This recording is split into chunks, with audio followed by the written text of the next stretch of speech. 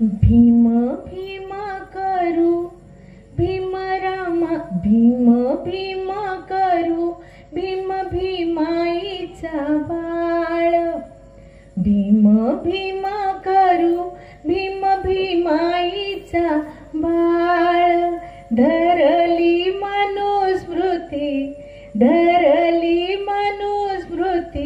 अन लावला ना जाळ धरली मनुस्मृती अन लावला ना जाळ भीम भीम करू भीम 14 वर्तन भीम भीम करू भीम 14 वर्तन जीवाच्या पलाड केलं रमान जतन जीवाच्या पलाड केलं रमान जतन। आंबेडकरी चळवळीपासून महिला दूर जात आहेत। प्राध्यापिका डॉक्टर प्रतिभा आहिरे भीम जयंती निमित्त व्याख्यान संपन्न। मुरुम तारीख 18 येथील डॉक्टर बाबासाहेब आंबेडकर मध्यवर्ती जयंती उत्सव मंडळाच्या वतीने 14 एप्रिल पासून भीम जयंती निमित्त विविध कार्यक्रम राबविण्यात येत आहेत। दिनांक 18 वार शुक्रवार रोजी डॉक्टर बाबासाहेब आंबेडकर आणि स्त्री या विषयावर छत्रपती संभाजीनगर येथील शिवाजी महाविद्यालयाच्या प्राध्यापिका डॉक्टर प्रतिभा आहिरे यांच्या व्याख्यानाचे आयोजन करण्यात आले होते। या प्रसंगी कार्यक्रमाच्या अध्यक्षस्थानी अतिरिक्त निबंधक सहकार आयुक्त पुणे राजेश सुरवशे हे होते, तर प्रमुख अतिथी माजी क्रीडा अधिकारी मदनलाल गायकवाड, राजनंद सुराडकर, मंडळाचे अध्यक्ष प्राध्यापक महेश कांबळे आदींची उपस्थिती होती। प्रारंभी मान्यवरांच्या हस्ते तथागत गौतम बुद्ध महामानव डॉक्टर बाबासाहेब आंबेडकर यांच्या प्रतिमेचे पूजन संपन्न झाले। या प्रसंगी बोलताना व्याख्याते आहिरे म्हणाल्या, बाबासाहेबांमुळेच महिलांना अनिष्ट रूढी परंपरेतून सुटका मिळाले आणि आज याच महिला भगिनी आंबेडकरी चळवळीपासून दूर होताना दिसत आहेत। बाबासाहेबांचा कर्मकांड मूर्तीपूजाला विरोध असतानाही आजही समाज यामध्ये होरपळत चालला आहे। त्यामुळे ज्या संविधानामुळे दलित समाजाला स्वाभिमानाने जगण्याचा अधिकार दिला, आज त्याच संविधानाचा राजकीय हनन होत असून समाज मात्र मुख गिळून गप बसला असल्याचे मत आहिरे यांनी व्यक्त करत बाबासाहेबांच्या जीवनावर प्रकाश टाकला। संविधान साबूत असेल तर आपण साबूत राहू, अन्यथा पुन्हा गळ्यात गाडगे आणि पायात झाडू यायची वेळ आणू देऊ नका, असे आवाहन त्यांनी यावेळी केले। अध्यक्षीय समारोप प्रसंगी बोलताना राजेश सुरवशे यांनी छत्रपती राजश्री शाहू महाराज आणि डॉक्टर बाबासाहेब आंबेडकर यांच्यातील वैचारिक संभाषणावर प्रकाश टाकला। कार्यक्रमाचे सूत्रसंचालन प्रज्ञा कांबळे, प्रास्ताविक प्राध्यापक महेश कांबळे, तर आभार प्रशांत गायकवाड यांनी मानले। या प्रसंगी मंडळाचे पदाधिकारी, असंख्य भीमसैनिक, उपासक उपासिका मोठ्या संख्येने उपस्थित होते।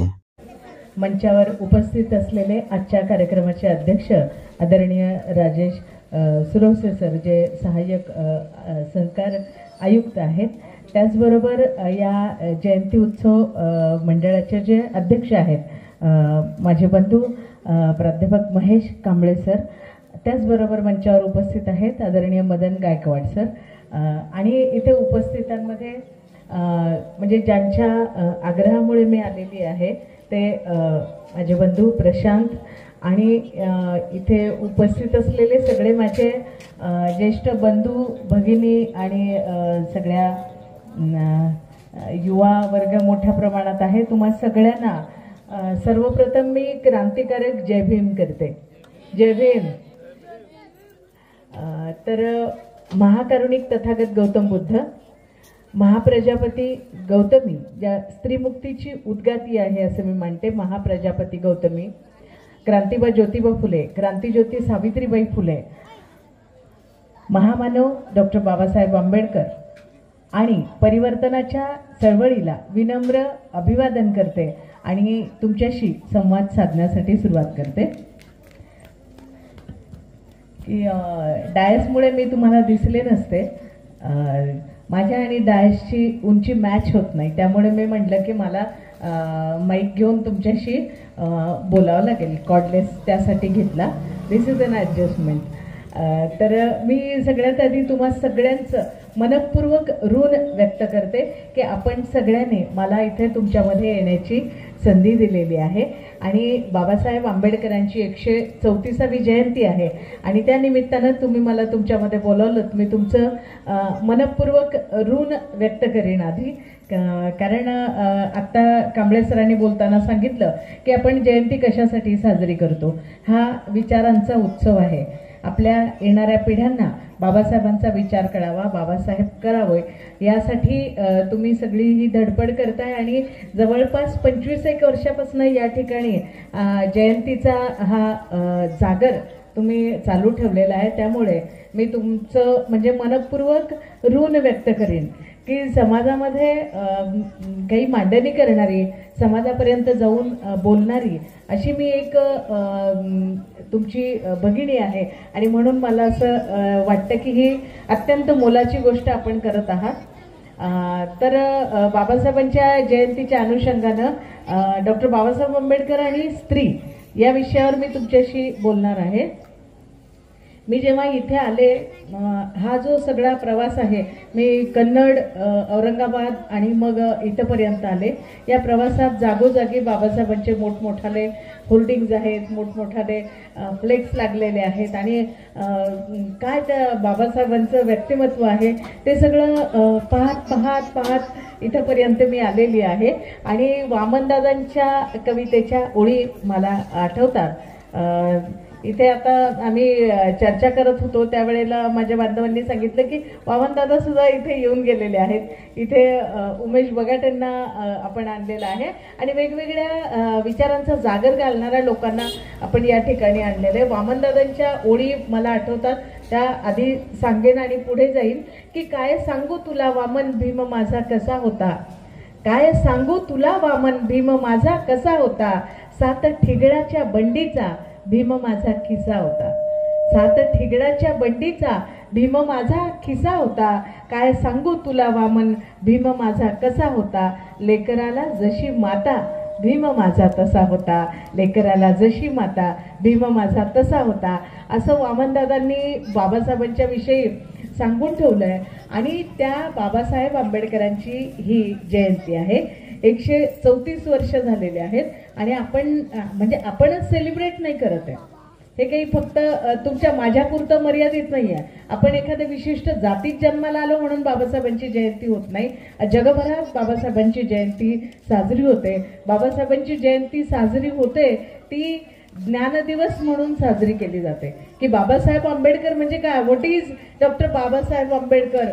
Babasaheb Ambedkar is the symbol of knowledge, ज्ञानाचं प्रतीक आहे. आणि नुसतं ज्ञानाचं प्रतीक नाही तर बाबासाहेबांची जयंती आता बाहेरच्या विद्यापीठामध्ये ज्ञान दिवस म्हणून साजरा केला जातो. आणि फक्त मराठवाड्यामध्ये, महाराष्ट्रामध्ये किंवा भारतामध्ये ही जयंती ही साजरी होत नाही. अख्ख्या जगभरामध्ये वेगवेगळ्या देशांमध्ये बाबासाहेबांची जयंती साजरी केली जाते. आणि म्हणून ही जयंती साजरी केली जात असताना माझ्या माय भगिनींचा आणि आंबेडकर जयंतीचा काय संबंध आहे, बाबासाहेबांचा आणि तुमचं माझं नातं काय आहे, आपला काय संबंध आहे, आपले योगदान काय आहे, आपली भूमिका काय आहे, आजचं जे सामाजिक वास्तव आहे त्या सामाजिक वास्तवामध्ये तुम्ही मी काय देणं लागतो या संदर्भात मी थोडक्यात तुमच्याशी चर्चा करणार आहे. आज ज्या वातावरणामध्ये आपण राहतो, मी जिथे कुठे जाते तिथे असं म्हणते की अंधेरा कायम रहे असं म्हणणाऱ्या शक्ती प्रबळ झालेल्या. अंधेरा कायम रहे असं म्हणणाऱ्या शक्ती प्रबळ झालेल्या आहेत. आणि सम्राट किल्मिशाचं राज्य हे प्रबळ झालेलं आहे. जे काही वर्षापूर्वी एक सिरियल होती आणि त्या सिरियलमध्ये एक राजा असायचा, त्याचं नाव सम्राट किल्मिश होतं आणि त्याचं घोषवाक्य होतं की अंधेरा कायम रहे. तर मी अशात बरेचदा म्हणते की अशी शक्ती प्रबळ झालेली आहे ज्यांना अंधार हवा आहे. पण तुम्ही मी आपण उजेडाचे वारसदार आहोत, आपण बाबासाहेबांची दायाद आहोत.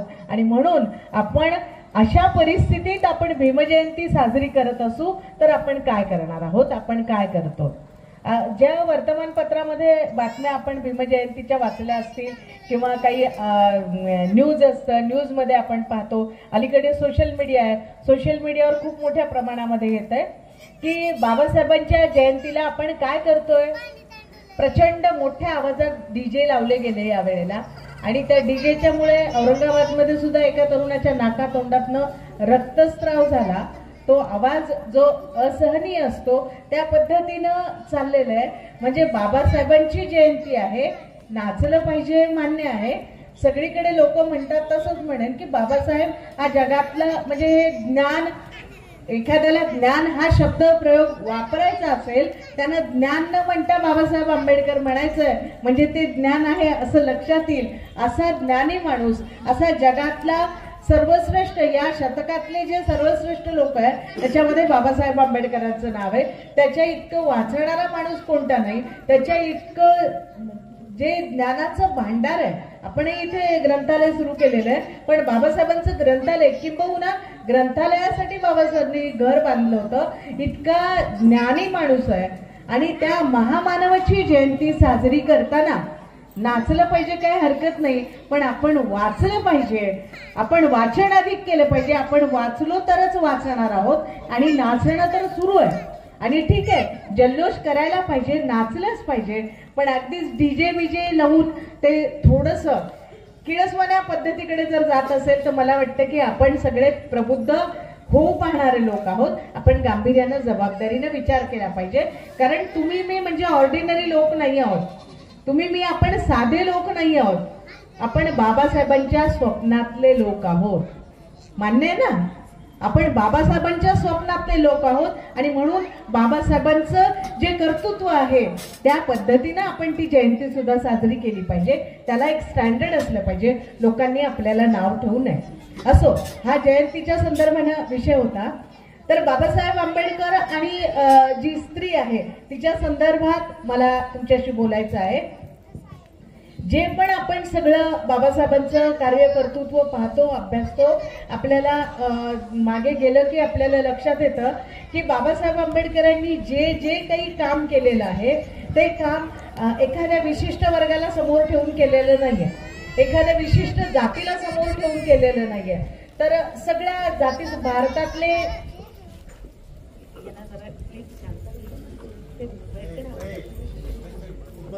तिकडे जा, तिकडे बसा, आवाज करतो का? तर बाबासाहेब आंबेडकरांनी कुठल्या विशिष्ट जातीला, वर्गाला, समूहाला समोर ठेवून काम केलं नाही. त्यामुळे ते बाबासाहेब आपल्या जातीचे लीडर आहेत वगैरे हे तुम्ही तर आता आपल्या पण डोक्यातनं आपण काढून टाकलेलं आहे आणि जगानं स्वीकारलेलं आहे. बाबासाहेब विश्व वंदनीय होते हे सिद्ध झालेलं आहे आणि दिवसेंदिवस अधिक सिद्ध होत चाललेलं आहे. तर बाबासाहेब आंबेडकरांच्या कामाला अशा विशिष्ट जातीच्या मर्यादा नव्हत्या. पण ज्या वेळेला बाबासाहेबांनी कामाला सुरुवात केलेली आहे तर सुरुवातीपासून जर आपण पाहिलं तर आपल्याला लक्षात येतं की त्यापूर्वीची महिला भगिनींची, भारतीय समाजातल्या तमाम वेगवेगळ्या जाती धर्मातल्या बायकांची अवस्था काय होती की स्मृतीश्रुतींमध्ये लिहिलेलं होतं की न स्त्री स्वातंत्र्य अर्हति, बाईला स्वातंत्र्य द्यायचं नाही. मनू महाराजांनी लिहून ठेवलं होतं, बाईला स्वातंत्र्य द्यायचं नाही. का द्यायचं नाही? ती विश्वासघातकी आहे, ती चंचल आहे, ती मोहाची जननी आहे, ती नरकाचं द्वार आहे. काय म्हणाले बाईला? धर्मशास्त्र, महान धर्मशास्त्रात लिहून ठेवलं, बाई म्हणजे नरकाचं द्वार आहे. आणि महाराष्ट्रातला नव्हे, भारतातला नव्हे, जगातला कोणताही मानव प्राणी नाही जो या नरकाच्या द्वारातून जन्माला आला नाही. या नरकाच्या द्वाराशिवाय या जगात यायला कुठला दुसरा दरवाजाच नाही. पण या धर्मशास्त्राने सांगितलं बाई म्हणजे नरकाचं द्वार आहे. चित्रीची स्त्री ही न देखावी, चित्रातली स्त्री सुद्धा पाहायची नाही. मनुस्मृतीमध्ये लिहून ठेवलंय.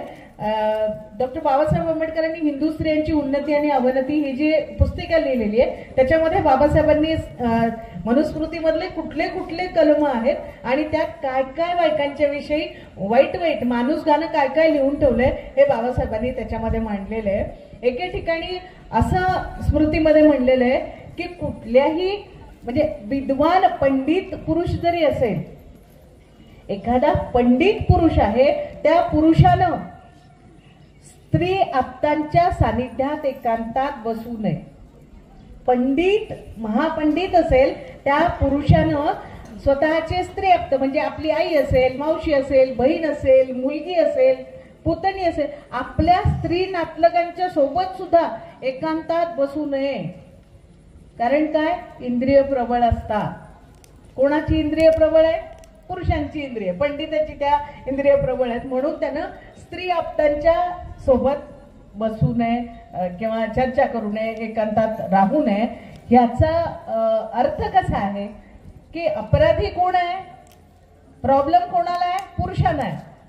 आणि आरोप कोणावर करायचा आहे? बायकांवर आरोप करायचा आहे. तर ह्या पद्धतीची ही धर्मशास्त्र लिहून ठेवली होती फुल्यांची. आणि बाबासाहेबांची जयंती आपण एकत्रितपणे जनरली सगळीकडे साजरी करतो. ज्योतिबा फुले आणि बाबासाहेब. आता माझ्या भगिनीनं सूत्रसंचालन करताना सांगितलं, कबीराचा दोहा सांगितला की गुरु गोविंद दुहू खडे काके लागू पाय, बलिहारी गुरु की जिन गोविंद दियो बताय. हे आताच भगिनीनं सांगितलंय. ज्योतिबा फुले आणि बाबासाहेब आंबेडकर यांना जेव्हा आठवते किंवा त्यांची प्रतिमा जेव्हा डोळ्यासमोर येते, तेव्हा हा कबीराचा दोहा आठवतो की गुरु गोविंद दोहो खडे काके लागू पाय, बलिहारी गुरु की जिन गोविंद दियो बताय. म्हणजे ज्योतिबा फुले नसते तर आपल्यापर्यंत बाबासाहेब आले नसते, आणि बाबासाहेब नसते तर तुम्ही मी आपण कोणी तिथं असण्याचं कारण नसतं. प्रतिभा अहिरे नावाच्या व्यक्तीला हा बोलण्याचा अधिकार इथल्या स्मृती श्रुतींनी नाकारलेला होता, आणि तुम्ही माझे जे बंधू भगिनी आहे आपल्याला ऐकण्याचा सुद्धा अधिकार नव्हता. मनुस्मृतीमध्ये सांगून ठेवलं होतं, शूद्रानं एखादा वेदाचा शब्द चुकून ऐकला तर त्याच्या कानामध्ये तापलेलं शिसं ओतायचंय. चुकून वेदाचा शब्द उच्चारला त्याची जीभ छाटून टाकायची. या पद्धतीच्या शिक्षा आपल्यासाठी सांगितलेल्या होत्या, तमाम बहुजनासाठी सांगितल्या होत्या. स्त्री, शूद्र, शूद्रातिशूद्र या सगळ्या वर्गांसाठी या शिक्षा मनुस्मृतीमध्ये सांगितलेल्या होत्या. म्हणून ज्योतिबा फुलेंनी पहिली शाळा सुरू केली आपल्याला माहिती आहे. आणि ही शाळा सुरू केल्यानंतर म्हणजे ज्योतिबा फुलेंना एकदा विचारलं होतं की तुम्ही हे ज्ञानदानाचं काम करताय, शिक्षण देण्याचं काम करताय, पण मुलींची शाळा आधी का सुरू केली? म्हणजे ज्ञानोदयमध्ये त्यांचा इंटरव्ह्यू छापून आलेला आहे ज्योतिबा फुल्यांचा त्या काळामध्ये. तेव्हा त्यांना प्रश्न विचारला, तेव्हा ज्योतिराव म्हणाले, भारतामध्ये सगळेच जण ज्ञानानं कुपोषित आहे. मी असे सांगते की इथं कोणाला ज्ञान मिळत नाहीये, सगळ्यांना ज्ञानबंदी लादलेली आहे, सगळेच उपाशी आहे. पण सगळ्यात मागे कोण आहे? सगळ्यात मागे, सगळ्यात तळाला ढकललेला घटक कोण आहे? तर बाई आहे. बाईला सगळ्यात मागे आपण ढकललेलं आहे, तिला दाबून ठेवलंय, दडपून ठेवलंय. सगळेच उपाशी आहे, पण ती तर कुपोषितच आहे. हजारो वर्ष बाईला कुपोषितच ठेवलंय. आणि मग जर माझ्याकडे अन्न वाढण्याची जबाबदारी आहे, माझ्याकडे जर ताटाला भाकर द्यायची जबाबदारी माझ्याकडे, तर मला द्यायचं असेल तर मी कुठून सुरुवात करेल? जो सगळ्यात मागे आहे, जो सगळ्यात उपाशी आहे, त्याच्या ताटापासून मला भाकर वाढली पाहिजे. कारण समोरच्याला तर मिळतच आपोआप, पण जो मागे आहे त्याची अशी परिस्थिती आहे, मेरा नंबर कब आएगा, मेरा नंबर कब आएगा, उसका नंबर आता ही नाही. म्हणून ज्योतिबा फुल्यांनी काय केलं की मला झिरपण्याचा सिद्धांत नको, वरच्या वर्गाकडे गेलं की झिरपत झिरपत खाली येईल, हे म्हणले ज्योतिबा फुले. हे मी नाकारतो, मला हे नाही पाहिजे. जो सगळ्यात मागे आहे त्याला ज्ञान दिलं पाहिजे. आणि म्हणून शाळा सुरू केली. तर पहिली शाळा कुणाची सुरू केली? मुलींची शाळा सुरू केली. त्यावेळेला असं म्हणायचे की मुलींनी अक्षर गिरवले की त्या अक्षराच्या मने अळ्या होतात आणि त्या अळ्या तिच्या नवऱ्याच्या ताटात जाऊन पडतात. आता तेव्हा होतं असं, होऊ शकतं का बरं? सावित्रीबाईंनी अक्षर गिरवली. अक्षर कोणी शिकवली सावित्रीबाईंना? ज्योतिबा फुलेंनी. बरं, ते पाटीवर नाही, धुळीमध्ये अक्षर गिरवली, धुळाक्षर गिरवली. सावित्रीबाईंना ज्योतिबांनी धुळाक्षर शिकवली, पण ज्योतिबांनी कधीच तक्रार नाही केली की तू अक्षर गिरवलं, अक्षराची आळी माझ्या ताटात येऊन पडली. सावित्रीबाईंच्या विषयी तक्रार ज्योतिबांनी केली नाही. इंदिरा गांधी शिकल्या, ज्योतिबा फुले सावित्रीबाई फुल्यांच्यामुळे शिकल्या, त्यांच्या नवऱ्याने कधी तक्रार केली नाही. आता ज्या कोणी बायका वेगवेगळ्या पदांवर आहेत सध्या देशामध्ये, राष्ट्रपती असतील किंवा आणखीन वेगवेगळ्या पदावर, त्यांच्या पण कुठल्या नातलगांनी तक्रार केल्याची आढळत नाही की बाबा तू अक्षर गिरवलं, ए नावाचं गिरवलं होतं आणि ए नावाची आळी माझ्या ताटात आली, असं काही घडलं नाही. तुम्ही बघा, या पद्धतीचा एक दहशतवाद होता की बाई जर शिकायला लागली, म्हणजे सावित्रीबाई शिकवत होत्या म्हणून ते तिला धर्मगुडवी, महारडी, ख्रिस्ताव असं म्हणत होते. आणि असं असताना ज्योतिबा फुल्यांनी, सावित्रीबाईंनी शाळा काढली. एक शाळा नाही काढली, 20 शाळा या जोडप्यानं त्यावेळेला सुरू केलेल्या आहे. सावित्रीबाईचं वय 17 वर्ष आणि ज्योतिबांचं वय 21 वर्ष होतं आणि त्यांनी इतक्या शाळा सुरू केल्या. त्यांनी या शाळा सुरू केल्या म्हणून तुम्ही आणि मी आपण या ठिकाणी येऊन पोहोचलेलो आहे. तर हे योगदान ज्योतिबा फुल्यांनी सावित्रीबाईंनी केलं आणि म्हणून बाबासाहेब आंबेडकर त्यांना गुरुस्थानी मांडतायत. ज्योतिबा फुल्यांना आपल्याला माहित आहे म्हणून त्यांना सुद्धा मी विनम्र अभिवादन करते. तर बायकांच्याकडे पाहण्याचा दृष्टिकोन आधीपासून असाच होता की बाईला शिक्षण द्यायचं नाही, की तेव्हापासून दृष्टिकोन आहे. आज काही दृष्टिकोनात बदल झाला असं तुम्हाला वाटत असेल तर मला आनंद वाटेल. पण मी समाजशास्त्राचे प्राध्यापक आहे, समाजात जाते, लोकांपर्यंत जाते आणि पाहते की अजून सुद्धा काही महत्वाचं काम असेल, मुलीच्या किंवा मुलाच्या लग्नाचा निर्णय करायचा, त्या लग्नाच्या संदर्भात चर्चा किंवा एखादी प्रॉपर्टी खरेदी करायची त्याविषयी काही डिस्कशन चाललं असेल, त्याविषयी चर्चा चाललेली असेल आणि घरातली बाई काय असते पुन्हा पुन्हा येऊन डोकावते. माणसं हॉलमध्ये बसून चर्चा करतात आणि बाई पुन्हा पुन्हा येऊन डोकावून जाते की काय चाललंय बाबा, काय म्हणतायत. त्यावेळेला काय होतं, पुरुषांकडनं काय विधान येतं की आम्ही ठरवायला लागलो नाही, इथे आम्हाला कळतंय ना काय करायचं, तुझं मध्ये मध्ये यायचं काय काम आहे. ते बायकांना काही कळतच नाही. इकडे नसेल अशी चर्चा होत तो मला आनंद आहे, पण बायकांना काही कळतच नाही, त्यांचा वरचा मजला रिकामा असतो. असं ऐकलंय का तुम्ही आसपास? नसेल ऐकलं तर आनंद आहे. पण मी जाते, मी लोकांमध्ये जाते, महिलांपर्यंत जाते, पाहते आजही हा दृष्टिकोन फारसा बदललेला नाही. बाईला फार काय कळत नाही, तुझं काय काम आहे, आम्ही निर्णय घेतो ना, आम्ही ठरवू काय करायचंय, प्रॉपर्टी घ्यायची आम्ही ठरवतो काय करायचं, तुला काय कळतं असं म्हणलं जातं. आई म्हणजे संस्कार शाळा आहे असं म्हणतात. आई संस्कार शाळा म्हणजे ती युनिव्हर्सिटीत गेली, कॉलेजात गेली म्हणजेच ती संस्कार करते असं नाही. जी अडाणी आई आहे, तुमची माझी आजी असेल, आई असेल, बऱ्याच स्त्रिया इथे बसलेल्या माझ्या काही माय बहिणी आहेत, या काही शाळेत गेलेल्या नसतील, पण शाळेत गेल्या नाहीत म्हणून त्यांनी तुम्हाला मला संस्कारित केलं नाही असं नाहीये. तुमच्या माझ्यावर संस्कार करण्याचं काम या पिढीनं केलेलं आहे म्हणून आपण इथपर्यंत आलेलो आहे. 100 शिक्षकापेक्षा एक आई महत्वाची असं म्हणलं जातं आणि ती तशी आहे. आंबेडकरी चळवळीचा इतिहास पाहिला की आपल्याला लक्षात येतं की तशी आहे. महाडचा चौदार तळ्याचा संघर्ष असो किंवा काळाराम मंदिराचा संघर्ष असो, याच्यामध्ये आपल्या लेकरांना कडेवर घेऊन स्वतःच्या भाकरी स्वतः बांधून घेऊन किंवा आपल्या कुटुंबातल्या पुरुषांना सुद्धा भाकरी त्यांच्या सोबत रुमालात बांधून देऊन ह्या स्त्रिया चळवळीत बाबासाहेबांच्या चळवळीमध्ये आलेल्या आहेत. महाडच्या चौदार तळ्याच्या संघर्षाच्या वेळेला आलेल्या आहेत, काळाराम मंदिराच्या संघर्षाच्या वेळेला आलेल्या आहेत. आल्यात का नाही? या आलेल्या होत्या.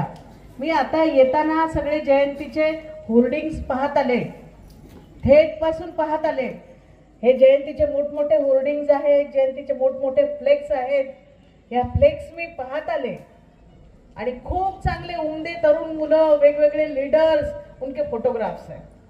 हे असे हातामध्ये 5-5, 10-10 अंगठ्या, गळ्यामध्ये हे एवढ्या मोठमोठाल्या सोन्याच्या माळा घातलेले जे लीडर्स आहेत, सो कॉल्ड लीडर्स आहेत, अशा लीडर्स लोकांच्या फोटोची गर्दी त्या फ्लेक्सवर आहे. आणि असं मी बघत आले आणि ते सगळे फ्लेक्स पाहिले, ते पाहिले की आपल्याला वाटतं काय समाजाची प्रगती झाली आहे, काय त्या बोटामध्ये अंगठ्या, काय ते गळ्यामध्ये मोठमोठाल्या माळा. हे पाहिल्यावर असं वाटतं ना की काय समाजाची, बाबासाहेबांना अभिप्रेत असलेलं सगळं परिवर्तन झालं, सगळी क्रांती झाली आणि आपण सगळे सुखी झालो असं ते कोणी पाहिलं ना बाहेरच्या देशातल्या येऊन माणसानं, त्याला वाटेल. पण आपल्याला सुद्धा वाटतं की अरे सब अच्छा हो गया, जे पाहिजे ते सगळं घडलं असं वाटतं का? माझ्यासारखीला असं वाटतं. यह बता मत पूछ पिछले बरस क्या हुआ, यह बता की म्हणजे सांगण्याचा अर्थ असं की 2-4 लोकांची जर प्रगती झाली, 2-4 लोकांच्या आयुष्यात बदल झाला तर सगळा समाज बदलतो असा त्याचा अर्थ नाही. 2-4 लोक फ्लेक्सवर खूप आपल्याला, मी इथल्या लोकांच्या संदर्भात म्हणत नाहीये, या फ्लेक्सच्या संदर्भात म्हणत नाहीये, मी एकूणच जे चाललंय सगळीकडे जे चाललंय की त्याच्यामध्ये त्या लोकांच्या आयुष्यात परिवर्तन झालं म्हणून काही सगळ्या समाजाच्या आयुष्यात परिवर्तन झालेलं नाहीये. आपण असं आणि ह्या सगळ्या फ्लेक्समध्ये थेट पासून इथपर्यंत येतोपर्यंत मी म्हणाले की बाबासाहेबांच्या चळवळीमध्ये ही जी महिला भगिनी होती कडेवर लेकराला घेऊन जेलमध्ये जाण्याचा प्रसंग झाला तरी सुद्धा या महिला भगिनी गेलेल्या आहेत. यांनी काळाराम मंदिर संघर्षाच्या वेळेला, त्या आंदोलनाच्या वेळेला तो पुजारी मध्ये येऊ देत नव्हता. एका छोट्या मुलीनं त्या पुजाराच्या कानामागे लावून दिली होती. ही घटना सुद्धा आपण वाचतो. या पद्धतीनं आंबेडकरी चळवळ चालत होती. आणि आज 134 वर्ष झाले या कुठल्याही फ्लेक्सवर मला एका सुद्धा महिला भगिनीचं चित्र दिसलं नाही. एकही कार्यकर्ती आंबेडकरी चळवळीत काम करत नाही का? एकही महिला भगिनी चळवळीत काम करत नाही का? आणि तेच कशाला या फ्लेक्सवर जाऊ द्या. म्हणजे आता प्रत्यक्ष चळवळीपेक्षा ही डिजिटल चळवळच आपली मोठी झालेली आहे. मग ते सोशल मीडियावर असेल किंवा ह्या फ्लेक्सवर असेल, ह्या जाहिराती ज्या आहे तीच चळवळ आपली मोठी आहे. म्हणजे कोणीतरी तिकडनं काहीतरी म्हणलं की सोशल मीडियावर आपण पोस्ट टाकायची, अशी आपली प्रतिक्रियात्मक चळवळ आहे. प्रत्यक्ष चळवळ ही सांगायला बोलायला खेद वाटतो की ती आपल्याला त्या पद्धतीनं दिसत नाहीये. आणि त्यातही माझी भगिनी मला कुठंच दिसत नाही, तिचं अस्तित्व मला कुठे दिसत नाहीये. म्हणजे आपले जे पण कोणते पक्ष असतील त्या पक्षाची किंवा इथे कुठला जो काही पक्ष असेल त्या पक्षाची जिल्हाध्यक्ष, शहराध्यक्ष, त्याची प्रवक्ती एखादी महिला आहे का? तर मला म्हणजे तुम्ही अधिक तज्ञ आहात, तुम्हाला माहित असतं. आपण जरी डोकवून पाहिलं तर आपल्याला लक्षात येईल की असं काही दिसतंय का? त्याचं नकारार्थी उत्तर येतं. का असं का होतंय? बायका चळवळीमध्ये काम करत नाही का? बायका काही बाबासाहेबांच्या विचारांच्या पायीक नाहीये का? त्यांना बाबासाहेबांची चळवळ पुढे घेऊन जायचं नाहीये का? मग बाई या चळवळीमध्ये का दिसत नाही जी बाबासाहेबांच्या चळवळीमध्ये दिसत होती? शांताबाई दानेंनी प्रचंड मोठं काम केलेलं आहे. त्या जेलमध्ये गेलेल्या आहेत. भूमिहीन जो संघर्ष होता दादासाहेब गायकवाडांच्या सोबत त्यांनी काम केलेलं आहे. प्रचंड मोठ्या संख्येने बायका, म्हणजे महाडच्या चौदार तळ्याचा जो संघर्ष झाला त्या चौदार तळ्याच्या संघर्षाच्या वेळेला मी असं वाचलंय की जवळपास 3000 महिला त्या महाडला गेलेल्या होत्या. मग या महिला नंतर अचानक कुठे गायब झाल्या? या दिसत का नाही? या चौदार तळ्याच्या संघर्षाच्या वेळेला ज्या सगळ्या भगिनी आलेल्या होत्या, बाबासाहेब त्यांच्याशी बोलले. बाबासाहेबांनी त्यांना सांगितलं की खूप गळाभर वेगवेगळ्या कचकड्याच्या, वेगवेगळ्या मण्यांच्या माळा गळामध्ये घालू नका. आपण असे वेगवेगळे धागे, दोरे, गंडे दोरे बांधतो, कसल्या कसल्या माळा गळ्यामध्ये घालतो आणि त्याच्यातून आपण महार आहोत हे आपण सिद्ध करत असतो. एकच दागिना घाला, एकच घाला, सोन्याचा एकच घाला, एवढ्या खूप सरी गळ्यामध्ये अडकवू नका, हे बाबासाहेब त्यावेळेला बोलले होते. खूप काही असं गळ्यामध्ये घालून मिरवायची गरज नाही, बाबासाहेब म्हणाले होते. म्हणजे त्या काळामध्ये आपल्या माय भगिनींची अवस्था किती बिकट होती हे आपल्याला माहित आहे. तर त्यावेळेला बाबासाहेब त्यांना म्हणाले होते की ब्राह्मण बायका जशा पद्धतीनं पेहराव करतात, जशा पद्धतीनं लुगडी नेसतात तशा पद्धतीनं लुगडी नेसा.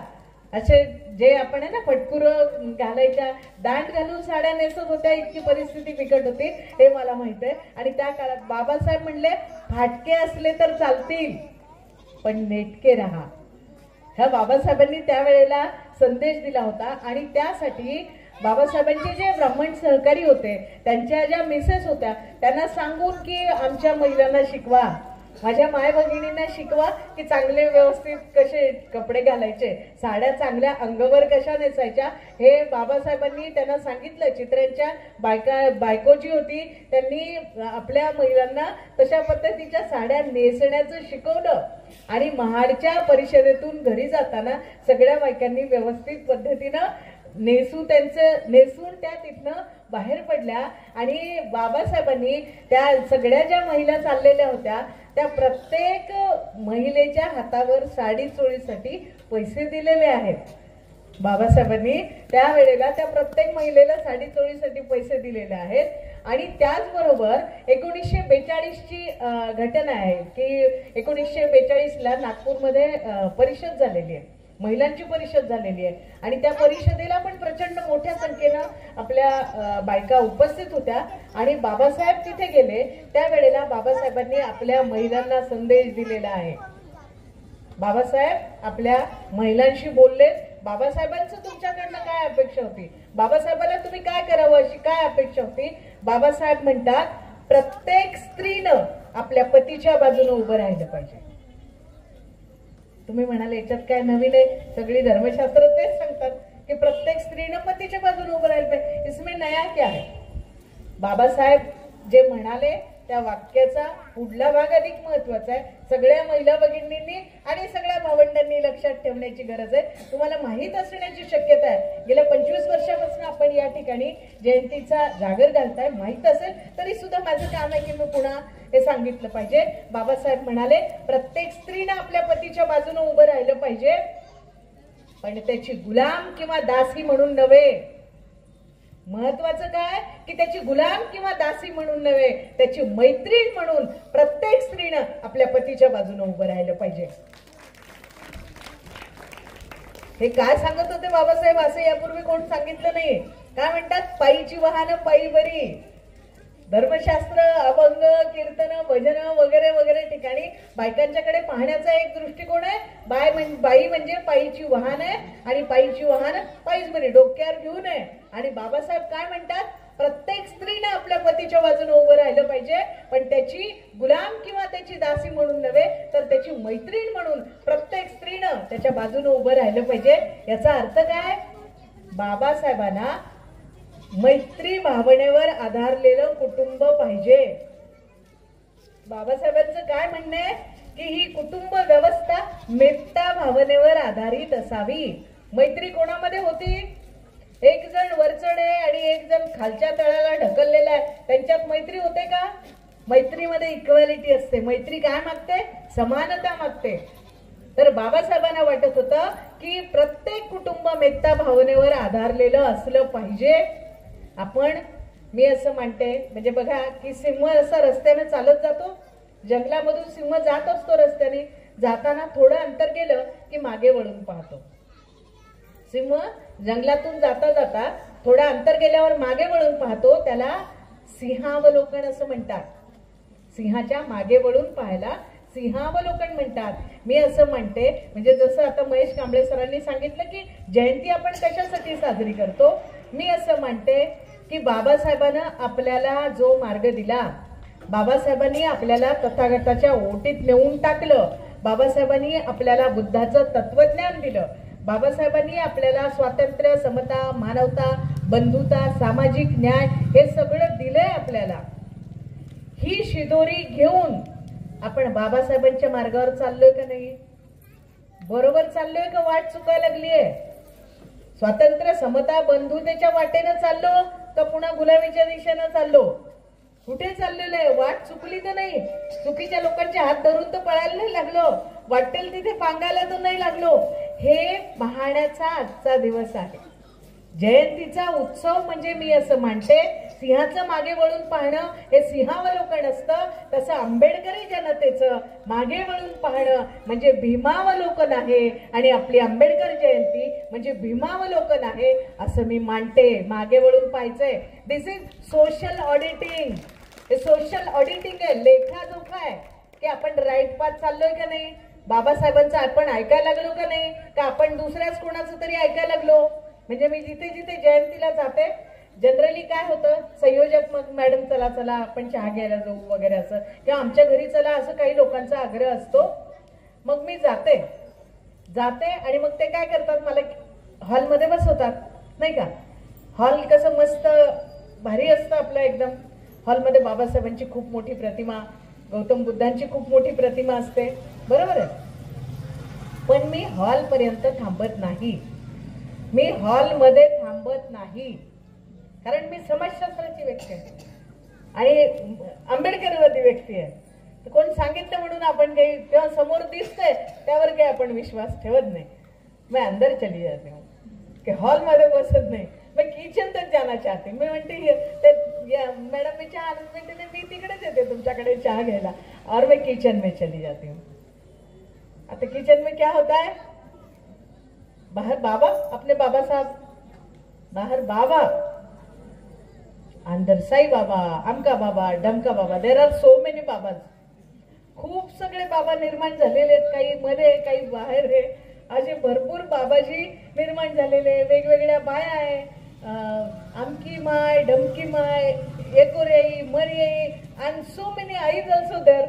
तर अशा बऱ्याच ही आया बायांची गर्दी आहे, हे बाबा बुवा यांची गर्दी आहे. आणि किचन मध्ये म्हणजे छानपैकी वेल फर्निश्ड किचन बनवलेलं असतं. इथे तसं नसणार आहे असं मला विश्वास वाटतो कंसामध्ये.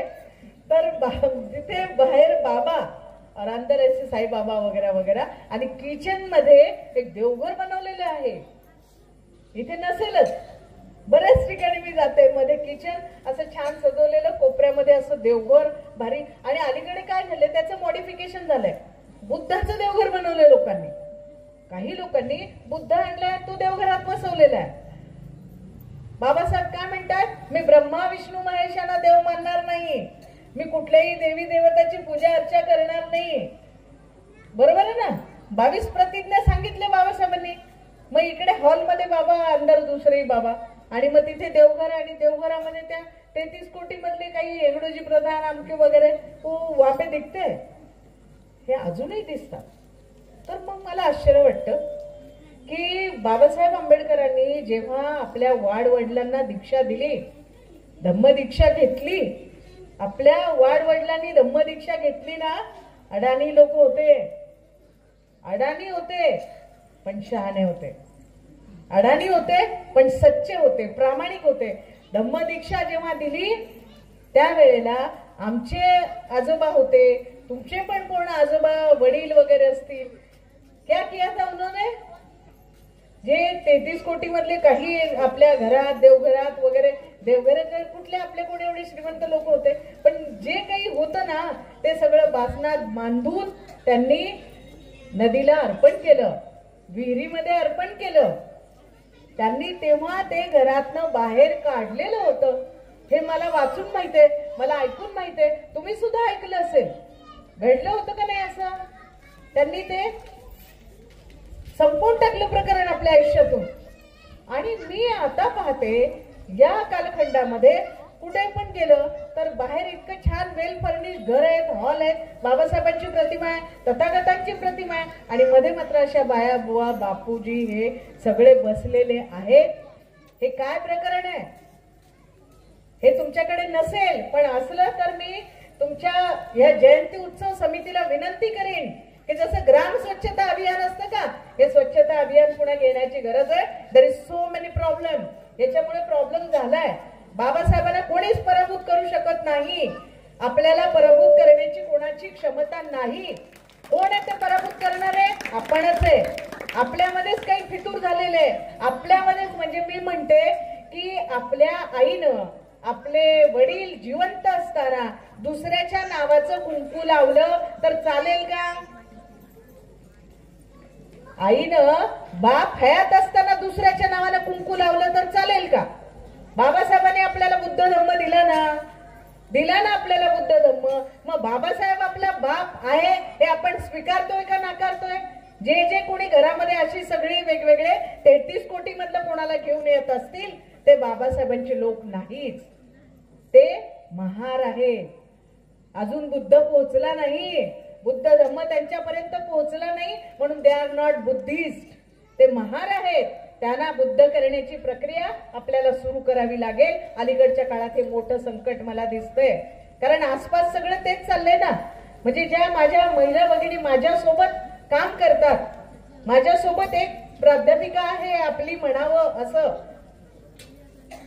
लोक जातीनं आपले नसतात. जातीचा माणूस आहे म्हणून आपला नसतो, तो नीतीचा असला पाहिजे. त्याला तर बाबासाहेबांचं तत्वज्ञान कळालं पाहिजे, त्याला तथागताचं तत्वज्ञान कळालं पाहिजे. माझ्यासोबत काम करणारी माझी एक भगिनी आहे, ती मला असं म्हणते की मॅडम आपण नवरात्र उत्सवामध्ये त्या महाराष्ट्र टाइम्स मध्ये आले बघा, आपण कुठल्या कुठल्या रंगाच्या साड्या नेसायच्या? इकडे होत नसेल, पण असेल तर शरम वाटली पाहिजे, असेल असं तर लाज वाटली पाहिजे, असेल असं तळ्यात मळ्यात चालणार नाही, तळ्यात मळ्यात राहून चालणार नाही. ठरवावं लागेल तुम्ही बुद्ध आहात का महार आहात. बाबासाहेबांनी सांगितलं ना, त्या रंगाशिवाय कुठला रंगच नाही असला पाहिजे. तर मला म्हणतात, मी म्हटलं मला दुसरा रंग नाहीये, मी आपली जयभीमवाली आहे. फुले शाहू आंबेडकर त्यांचा जो रंग तो माझ्या अंतःकरणाचा रंग आहे, तो माझा अंतरंग आहे. मला दुसऱ्या कुठल्याच रंगाची गरज नाही. एवढे 33 कोटी होते, कोणीच तुमच्या माझ्यापर्यंत आलं नाही. तुमच्या माझे जे आपण प्राण्यांपेक्षा घाणेरड्या अवस्थेत जगत होतो, कुठलाही आला नाही परमेश्वर तुमच्या माझ्याकडे. आमचा एक मित्र म्हणतो, बाई भीम माहा देवाहून भारी देव, बाई भीम माहा देवाहून भारी देव. मग व तुझ्याचं नाव. मग कशाला मी घेऊ व तुझ्याचं नाव. पण आपल्याकडे म्हणजे दुःखद आहे असे पुन्हा तुझ्याचं नाव घेणारे काही लोक निर्माण झालेले. आपण ते शोधून काढले पाहिजेत. म्हणजे जयंती उत्सव समितीला विनंती आहे की त्यांना शोधून काढा. त्यांना सांगा तळ्यात मळ्यात चालणार नाही. तुम्हाला एकतर बुद्ध स्वीकारावा लागेल, नाहीतर मग तुम्हाला महारके स्वीकारावं लागेल. आणि जे कोणी ज्यांच्या घरात चुकून माकून असे काही देवघर आणि त्यातले काही असे बाया बुवा माताजी वगैरे भेटल्या, त्यांना एकतर ते ग्राम स्वच्छता अभियान राबवायला सांगा, नाहीतर मग त्यांचा जयभीम घेऊ नका आणि त्यांना जयभीम करू नका.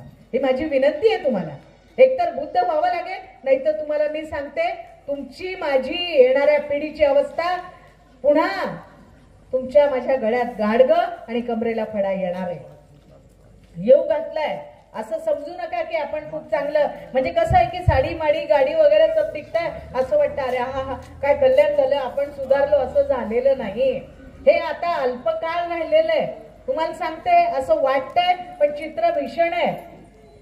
नवीन एज्युकेशन पॉलिसी आलेली आहे. ही नवीन एज्युकेशन पॉलिसी 38 पर्यंत प्रत्येक महाविद्यालयाने नॅकचं ग्रेड घेतलं पाहिजे म्हणते. नॅकचं ग्रेड घेतलं तर फंड सगळे संपणार आहे. फंड संपले तर मग वेतन कसं मिळणार. विद्यार्थ्यांच्याकडून फीस घ्यायची. बीएचे विद्यार्थी कशाला डोनेशन देतील, बीएससीचे विद्यार्थी कशाला डोनेशन देतील. 38 नंतर ही शिक्षण व्यवस्था प्रचंड बदलून जाईल आणि ती सगळी धोक्यात आहे. बाबासाहेब म्हणाले शिका, संघटित व्हा, संघर्ष करा. बाबासाहेबांनी सांगितलं की उच्च शिक्षणासाठी आमच्या जीवनातला सर्वोच्च त्याग करायला आम्ही तयार आहोत. हे बाबासाहेब म्हणाले आणि ते उच्च शिक्षणच धोक्यात आहे. 38च्या नंतर परिस्थिती बिकटणार आणि बिकटती असेलच. पण झेडपीच्या शाळांची आज जर परिस्थिती पाहिली, माझे शिक्षक बंधू भगिनी असतील, 20ची पटसंख्या नसेल तर शाळा बंद होते का नाही. एक शाळा बंद झाली म्हणजे तो शिक्षक बेकार होतो का नाही. हे सगळं जे आहे की बाबासाहेब म्हणले शिका आणि आपण शिकत निघालो ना.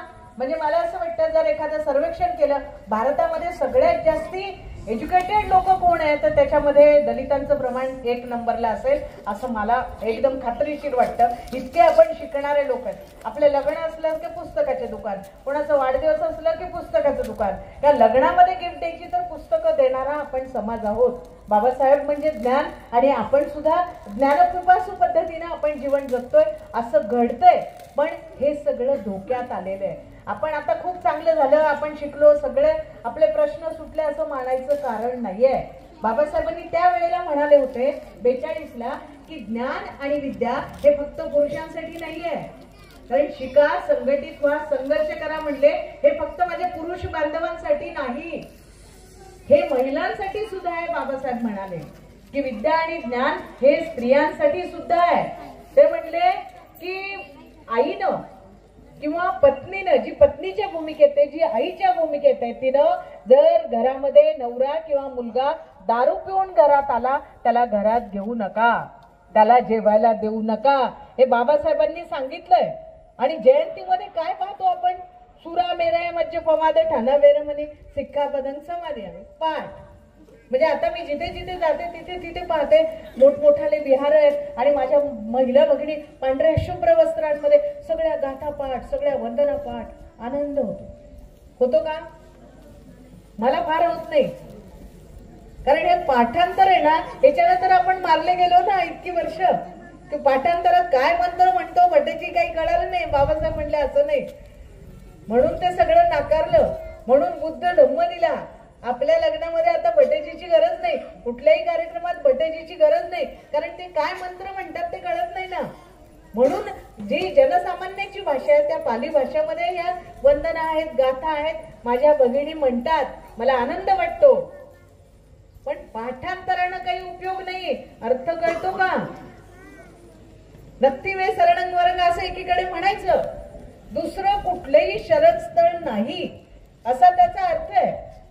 मग इकडे शरणस्थळ नाही म्हणायचं. सकाळी 14 जानेवारीला विद्यापीठ गेटला जायचं, हळदी कुंकू आहे. हळदी कुंकू हे पण नाही, बुद्धिस्ट कल्चर नाही. पण ठीक आहे बाबा, त्यांना काही नमन करायचं, आनंद व्यक्त करायचा. सगळ्या भगिनी मोठ्या प्रमाणात येणार, त्या विद्यापीठ गेटला हळदी कुंकू वगैरे वाहणार, मस्तपैकी फोटो बिटो काढणार आणि घरी येता येता सोनं खरेदी करणार. सोनं आपट्याची पानं वाटायला, म्हणजे तिकडे त्या विद्यापीठ गेटला नमन करणार आणि पुन्हा निघणार कुठे, सोनं वाटायला, सोनं द्यायचं, नमस्कार करायचा, आशीर्वाद घे. काय प्रकरण आहे नाही का? म्हणजे धड इकडे पण नाही, धड तिकडे पण नाही. तुम्हाला बुद्ध म्हणावं तर ते बुद्धाचं कळत नाही, आणि महार म्हणावं तर तुम्ही थोडस ज्ञानी पण झाले. तुम्ही थोडस, म्हणजे कसं झालंय की मी असं पाहते की खूप मोठी गर्दी असेल आणि त्या गर्दीमध्ये मला जर आपला माणूस ओळखायचा असेल कोणता आहे, तो मी पहचान लेती. जो सगळ्यात तेजीमध्ये चाललाय, मस्त इन शर्ट वगैरे घेऊन, टाप टीप शूज बीज घालून, मस्त प्रेस केलेले कपडे घालून चालणारा पोरगा असला तर म्हणते नक्की आपला दिसतो. जय भीम मला. बराबर आहे क्या? मैं समजती हूँ.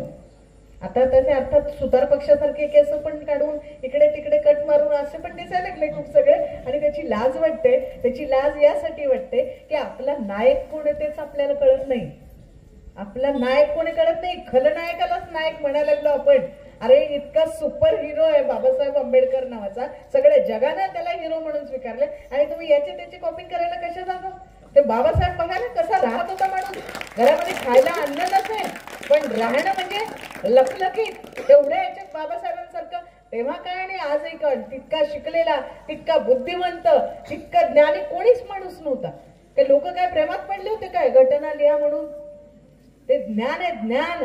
त्या ज्ञानामुळे ज्यांना इच्छा नव्हती ते शत्रू सुद्धा म्हणले की बाबासाहेब तुम्ही ही घटना मसुदा समितीवर तुम्ही अध्यक्ष म्हणून काम करा, आम्हाला घटना लिहून द्या. ही जी आहे हे बाबासाहेबांचं काय, हे कार्यकर्तृत्व आहे. बाबासाहेबांची ही प्रचंड मोठी ज्ञानाची जी शिदोरी आहे, हे ज्ञानाचं जे बाबासाहेब सागर आहे, त्याला सगळे लोक घाबरत होते, आणि त्या पद्धतीनं तो आपला रोल मॉडेल आहे. आपल्याला वेगळ्या हिरोची गरज नाही, पण ते अजूनपर्यंत बऱ्याच अंशी आता नवीन नवीन पद्धतीनं ट्रेंड्स यायला लागले, लोक त्या पद्धतीनं करतात. पण बाबासाहेब हा आपला नायक आहे. हा आमच्या आजी आजोबांचा, म्हणजे ते शाहीर समुद्र म्हणले ना की मी म्हणू बाप, माझा बाप म्हणे बाप, माझा आजा म्हणे बाप, माझा पोरगा म्हणे बाप. असं आहे का कुणाशी कुणाचं माझ्या भीमासारखं नातं? आहे का कुणाशी कुणाचं माझ्या भीमासारखं नातं? तर हा काही एका पिढीला मार्गदर्शन करणारा महामानव नव्हे, हा पिढ्यानपिढ्यांना मार्गदर्शन करणारा हा दीपस्तंभ आहे. आणि हे लाईट हाऊस आहे आपलं. पण हे लाईट हाऊस आपण त्या पद्धतीनं समजून घेतोय का? जे मी म्हणत होते की सुरा मेरे म्हणजे पमाद ठाणा वेर म्हणे, आणि जयंतीमध्ये कोण कुठे झुलेलाल झुलायला लागले काही कळत नाही. ओ क्या चल रहा है? इकडे सुरा मेरे म्हणजे आणि तिकडे सुरापान करायचं आणि नाचायचं वाकडं तिकडं. काहीतरी कसले गाणे, कुठले गाणे लागले, आणि काय ते कानठळ्या काना नाकातून रक्त येतोपर्यंत डीजे लावून जर नाचायला लागले, हे नाचण्यासारखी परिस्थिती आलेली नाही. आनंद व्यक्त करा, आनंद व्यक्त पण केला पाहिजे. कारण तुमच्या माझ्यासारखे जे आपल्याला म्हणजे ते प्राण्यांना घरामध्ये वागवत होते, ते मुंग्यांना साखर टाकत होते, ते कुत्र्यांना जवळ येऊ देत होते, पण तुम्हाला मला जवळ येऊ देत नव्हते. तुमच्या माझ्या सावलीचा विटाळ होता, तुमच्या माझ्या स्पर्शाचा विटाळ होता, आणि बाईची अवस्था तर खूपच भयंकर होती. तेव्हा काय आणि आता काय, फार परिस्थिती बदलली नाही. पण आज इथे येऊन माझी एक भगिनी खुर्चीवर बसते ना, इथे खुर्चीवर बसताय तुम्ही सार्वजनिक कार्यक्रमामध्ये माझ्या बांधवांच्या बरोबर, ही सगळी बाबासाहेबांची देण आहे. बाबासाहेबांनी सांगितलं इक्वालिटी बिफोर लॉ, कायद्यासमोर सगळे समान आहेत, आणि ह्यांना सुद्धा इथं बसण्याचा अधिकार आहे. विद्या आणि ज्ञान यांना सुद्धा मिळालं पाहिजे, हे बाबासाहेब म्हणतात. बाबासाहेब बघा 42चीच गोष्ट आहे, शेड्यूल कास्ट फेडरेशनची मीटिंग होती, आणि म्हणून बाबासाहेब नागपूरला आलेले होते. तिथे नागपूरला मीटिंग चालली, बराच वेळ बाबासाहेब मीटिंग मध्ये होते, आणि खूप वेळानंतर मीटिंग संपवून बाबासाहेब बाहेर आले. तर गर्दी अशी बाबासाहेबांना भेटण्यासाठी प्रचंड गर्दी असायची. म्हणजे अजून बाबासाहेबांनी अभिप्रेत काम केलं नव्हतं, पण लोकांना कळालं होतं की हा आपला उद्धार करताय. मग लोक वेड्यासारखे बाबासाहेबांना बघण्यासाठी यायचे, भेटण्यासाठी यायचे. कोणी आपले लेकरं असतील त्यांच्या पायावर टाकायचे की चला स्पर्श होईल, बाबासाहेबांचा आशीर्वाद मिळेल.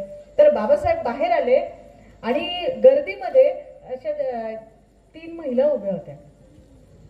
3 महिला गर्दीमध्ये उभ्या होत्या, आणि ते बाबासाहेबांच्या लक्षात आलं हे आपल्याला भेटण्यासाठी आले, आपल्या माय भगिनी आलेल्या.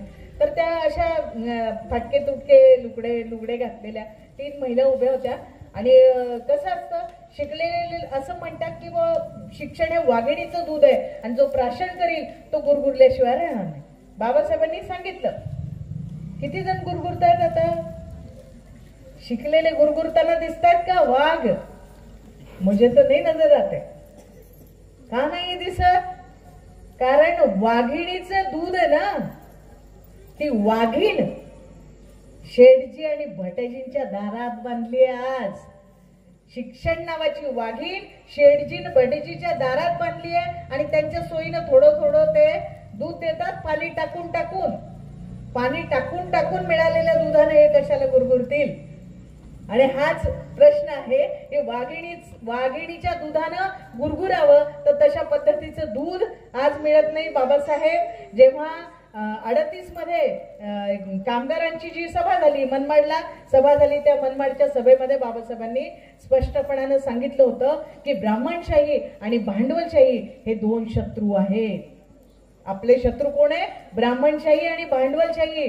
मला शेठजी आणि भटजीचं राज्य नको, हे बाबासाहेब तेव्हा म्हणाले. और आज क्या है? जे नको होतं ते सगळं आहे. आणि म्हणून आपणही कोणी गुरगुरत नाही, कारण बाबासाहेबांना पाहिजे तसं काही वाघिणीचं दूध आपण प्राशन पण करत नाहीये. ही अशी परिस्थिती आहे. पण शिक्षणाचाच मुद्दा आला, महिलांच्या संदर्भात मुद्दा आला म्हणून सांगते की त्या माझ्या महिला भगिनी तिथे उभ्या होत्या. बाबासाहेब बाहेर आले आणि ते उभे होत्या, तर म्हणले शिक्षणानं माणूस काही गुरगुरत नाही, शिक्षणानं माणूस भित्रा होतो. असं मला वाटतं की जेवढा शिकला ना त्याला वाटतं अरे हे याचा असा प्रॉब्लेम होईल का, आमचा नियम आहे का, हे रूल आहे का, हे रेग्युलेशन आहे का, मुझे प्रॉब्लेम आहे का, बोलायलाच नको, शांत बसतो. आणि मूग गिळल्यासारखे लोक आज तोंडात मूग असल्यासारखे गप्प बसून राहतात. कोणी उठतच नाही सच्चा आंबेडकरवादी की हा प्रश्न याच्याविषयी बोललं पाहिजे, याच्याविषयी भांडलं पाहिजे, हे कुठेतरी मांडलं पाहिजे. ही भूमिका नाही. पण जे अशिक्षित असतात, जे अडाणी असतात, ते जास्ती डेरिंगबाज असतात असं मला वाटतं. ती बाई जी होती आपली भगिनी अडाणी होती, पण ती गेली पटकन तरा पुढे. आणि यातलं बाबासाहेब आंबेडकर कोण आहे? बाबासाहेबच येत होते समोरून, म्हणली बाबासाहेब आंबेडकर कोण आहे, आम्हाला भेटायचं त्यांना. बाबासाहेबांना खूप आनंद वाटला. ते म्हणले मी बाबासाहेब आंबेडकर, काय म्हणताय, काय बोलायचं तुम्हाला माझ्याशी? त्या म्हणल्या सकाळपासून आम्ही इथे तुमची वाट पाहतोय, तर कोण आहे आपला उद्धार करता, त्याचं दर्शन आम्हाला घ्यायचं होतं, म्हणून तुमची आम्ही वाट पाहतोय. आणि खूप इतका वेळ झाला मीटिंगला, आम्ही इथेच थांबलेलो आहे. आणि मग त्यांनी काय केलं, त्यांच्याकडनं त्यांच्या पिशवीतनं एक हार काढला, झेंडूच्या फुलांचा हार, असा छोटासाच होता, गरीबाचा जसा असेल तो हार काढला त्यांनी आणि बाबासाहेबांना त्यांनी तो हार दिला. आणि बाबासाहेब म्हणले मग म्हणजे इतके तुम्ही म्हणजे कष्टकरी आहात, तुम्ही इतकं गरीब आहात, मग हार तुम्ही मला कशाला आणला, हा कसा काय आणला तुम्ही हार? त्या म्हणल्या बाबासाहेब आम्ही आज जास्ती सरपण गोळा केलेले, आम्ही आज जास्ती गवत कापलेले आणि मग आम्ही तुमच्यासाठी हा हार घेऊन आलो. आणि बाबासाहेबांनी ते पाहिलं, बाबासाहेबांचं अंतःकरण गहिवरून गेलं, त्यांच्या डोळ्यामध्ये पाणी आलं. आणि बाबासाहेब म्हणाले, बघा बायकांच्याकडे पाहण्याचा बाबासाहेबांचा दृष्टिकोन काय होता, बाबासाहेबांना या स्त्रीकडनं काय अपेक्षा आहे. बाबासाहेब म्हणाले की मी लहान असतानाच माझी आई गेली. हे लिहून आहे बरं का, की मी लहान असतानाच आई गेली, त्यामुळे आईचं प्रेम काय असतं हे मला काही कळू शकलं नाही. पण तुम्ही ज्या पद्धतीनं माझ्यावर माया करताय त्यावरून मला हे मी समजू शकतो की आईची माया कशी असेल. आणि तुमची जशी माया तशीच माझी आई माझ्यावर माया आई असती तर तिने केली असती. असं आईला त्या महिलांमध्ये बाबासाहेबांनी पाहिलं. आणि बाबासाहेब म्हणाले की मी ज्ञान मिळवलं म्हणून मी इथपर्यंत आलेलो आहे, ज्ञानामुळेच मला हे शक्य झालेलं आहे. तुमच्या लेकरांना माझ्यासारखंच शिक्षणाची संधी मिळावी म्हणून मी माझ्या प्राणांची बाजी लावेन. तुमच्या या लेकरांना आणि येणाऱ्या पिढ्यांना ज्ञान मिळावं, माझ्यासारखे उच्च विद्या विभूषित व्हावेत, यासाठी मी माझ्या प्राणांची बाजी लावेन. त्या संधी मी त्यांच्यासाठी उपलब्ध करून देईन. आणि जर का मी तसं करू शकलो नाही, बाबासाहेब बाबा, जर मी तसं करू शकलो नाही तर मी स्वतःला बंदुकीनं गोळी झाडून घेईन, मी स्वतःला बंदुकीनं गोळी झाडून घेईन असं बाबासाहेब म्हणाले. आणि त्यांनी तुम्हाला मला शिक्षणाचा अधिकार दिला, तुम्हाला मला शिक्षणाचा अधिकार दिला. मी म्हणते उत्सव करण्यासारखी परिस्थिती नाही. हे शिक्षण जे आहे, ज्या शिक्षणामुळे बाबासाहेबांना वाटलं हे संघटित होतील, हे संघर्ष करतील, ते शिक्षण सुद्धा हळूहळू तुमच्या माझ्यापासून काढून घेतलं जाणार आहे. एरवीच आपण KG to PG काय फीस चाललेली आहे, किती डोनेशन द्यावं लागतं. म्हणजे शिक्षण हे उच्चभ्रू वर्गापुरतं मर्यादित राहील. जे 2-4 लोक तुमच्या माझ्यामध्ये शिकलेले आहेत, थोडे सुस्थिर झाले, ते लोक त्यांच्या लेकरांना खाजगी शाळेमध्ये, कॉन्व्हेंटच्या शाळेत, CBSE ICSEच्या शाळेमध्ये टाकू शकतात. आपले लेकरं झेडपीच्या शाळेत सुद्धा येत्या काळात जाऊ शकणार नाहीत. असं भयंकर संकट तुमच्या माझ्या पुढे आहे. आणि मी हे इथे का सांगतेय, कारण मला माहिती आहे आई म्हणजे संस्कार शाळा आहे. आपण आपले लेकरं शाळेत जातात का नाही, म्हणजे थोडा काळ आहे, त्या काळात हे शिक्षण आपण घेतलं पाहिजे. आपल्या लेकरांनी शिक्षण घेतलं पाहिजे. म्हणजे शिक्षण हे आता नष्ट करायला चाललेले ते संविधानानं दिलेलं जे आरक्षण होतं, ते आरक्षण सुद्धा 8 मार्च 2019 मध्ये JR आला होता आणि 9 कंपन्यांनीच फक्त भरती करायची आहे. वाचलं असेल तुम्ही सगळ्यांनी. म्हणजे काय, 100% खाजगीकरण झालेलं आहे. तुम्हाला मला कुठल्या कोणालाच नाही आरक्षण उरलंय का? आरक्षण संपलेलं आहे, शिक्षण संपलेलं आहे. आणि संविधानानं तुम्हाला मला जे मूलभूत अधिकार दिलेले आहेत, जे वेगवेगळे तुमच्या माझ्यासाठी घटनेमध्ये कलम केलेले आहेत, ते सुद्धा आता नष्ट होतंय. तुम्हाला जाणवत असेल, नसेल तर सांगते. एखादा कुणाल कामरा काहीतरी स्टँडअप कॉमेडी करतोय, कॉमेडी आहे ना. आपल्या घटनेमध्ये जे मूलभूत हक्क दिलेले आहेत, ते मूलभूत हक्कामध्ये विचार स्वातंत्र्य, आचार स्वातंत्र्य, संचार स्वातंत्र्य, कुठला धर्म आपण बाळगायचा करायचा, त्या आचरणाचं स्वातंत्र्य, काय खावं प्यावं याचं सगळं स्वातंत्र्य आहे. पण कोणीतरी एखादा माणूस स्टँडअप कॉमेडी करतो, तुम्हाला असं वाटतं ती आपल्या विरोधात आहे, तुम्ही त्याच्यावर गुन्हा दाखल करणार. फक्त त्याच्यावरच गुन्हा दाखल का? जे ऐकणारे होते 100 लोक, त्यांच्यावर सुद्धा गुन्हा दाखल झालेला आहे. कुठे अभिव्यक्ती स्वातंत्र्य? अभिव्यक्ती स्वातंत्र्य राहिलं का? आणि वेगवेगळ्या जर गोष्टी आपण पाहिल्या तर आपल्याला लक्षात येईल की आपल्याला वाटतंय की हे संविधान आहे आणि म्हणून आपण सुरक्षित आहोत. मागे संसदेला नमन केलं, संसद बदलून टाकली, नष्टच केली ना, दुसरी संसद उभी केली. आता कशाला वंदन केलं यावेळेला? संविधानाला वंदन केलेलं आहे. आणि बघितलं पाहिजे हे संविधानाचं काय होणार आहे. संविधानाचा ढाचा आहे, पण संविधानातल्या सगळ्या गोष्टी ज्या आहे ना, त्याला नख लावण्याचं काम सुरू आहे. आसपास पाहिलं तर लक्षात येईल. म्हणजे आपली जी राजमुद्रा होती, बाबासाहेबांनी तिरंग्यामध्ये आपल्याला अशोक चक्र दिलेलं आहे, राजमुद्रा दिलेली आहे, नोटेवर सुद्धा चिन्ह होतं म्हणते. तुम्ही सगळ्या लोकांनी बारकाईनं पहा, राजमुद्रा सुद्धा बदललेली आहे. बाबासाहेबांनी दिलेली राजमुद्रा बदललेली आहे. तिरंग्यामध्ये पण चेंजेस झालेले आहे. न्यायालयामध्ये सत्यमेव जयते हे बाबासाहेबांनी सांगितलं होतं. सत्यमेव जयते आहे का आता? नाहीये. घटनेमध्ये धर्मनिरपेक्षता हे त्याच्यामध्ये नमूद होतं. ते धर्मनिरपेक्षता आज आहे का? नाहीये. तुम्ही थोडंसं गांभीर्याने पहा, त्याच्याऐवजी पंथनिरपेक्ष असं लिहिलेलं आहे. याचा अर्थ काय? काय अर्थ आहे? संविधानाचा ढाचा आहे, पण आतमध्ये सगळे बदल घडायला लागलेले. याचा अर्थ की आपण खूपच आनंदात राहावं अशी परिस्थिती नाही. रात्रच नव्हे, दिवस सुद्धा वैऱ्याचा आहे. आणि याची तुम्हाला जाणीव आहे का नाही हे सांगण्यासाठी मी आले इथे. मला सांगायचं तुम्हाला की बाबासाहेब म्हणाले होते की जागृतीचा विस्तव विझू देऊ नका. जागृतीचा विस्तव विझू देऊ नका. नागसेनदादा सावदेकर म्हणतात ना की हे भीमाचं पिल्लू जाग पाहिजे. जाग आहे का? हा प्रश्न आहे. मग तुम्हाला हे माहित आहे का की राजमुद्रा बदलली आहे? तुम्हाला माहित आहे का घटनेत हा बदल झाला? 9 ऑगस्ट मला वाटतं 2015 मध्ये एका ज्या गृहस्थानं जंतर मंतरवर घटना जाळली होती, त्याचं काय झालं? आपण काही भूमिका घेतली का? आपण काही त्याच्याविषयी बोललो का? आपण कुठे लिहिलो का? आपण संघटित झालो का? आणि मग कशासाठी संघटित होणार आहे आपण? संविधान नष्ट झालं तरी तुम्ही संघटित होणार नसाल तर मग राहिलं काय? कोणाला पण काही पण कारवाई होऊ शकते, कोणाचं पण अभिव्यक्ती स्वातंत्र्य धोक्यात येणार आहे, ही सगळी परिस्थिती आहे. म्हणून फार काही आनंदाची वेळ नाही. मला तुमच्याकडनं अपेक्षा आहे. बाबासाहेब म्हणाले 42च्या सभेमध्ये म्हणले की तुम्ही मला खूप प्रेम दिलं, तुम्ही मला खूप माया दिली, तुम्ही मला प्रेमाची आणि मायेची हमी दिली, असं बाबासाहेब म्हणाले. पण बाबासाहेब म्हणले मला प्रेम आणि माया नको, मला याची हमी नाही पाहिजे, मला तुमच्याकडनं प्रेमाची मायेची हमी नको. मला तुम्हाला सगळ्यांना सांगायचं बाबासाहेबांना काय पाहिजे तुमच्याकडनं. बाबासाहेब म्हणाले की आपले अधिकार टिकवण्यासाठी शक्ती, ऐक्य आणि संघर्ष करायचा. अधिकार टिकवण्यासाठी शक्ती, ऐक्य आणि खंबीरपणे उभं राहणं. अधिकार मिळत नाही तोपर्यंत मागे न परतण्याची हमी मला तुमच्याकडनं पाहिजे.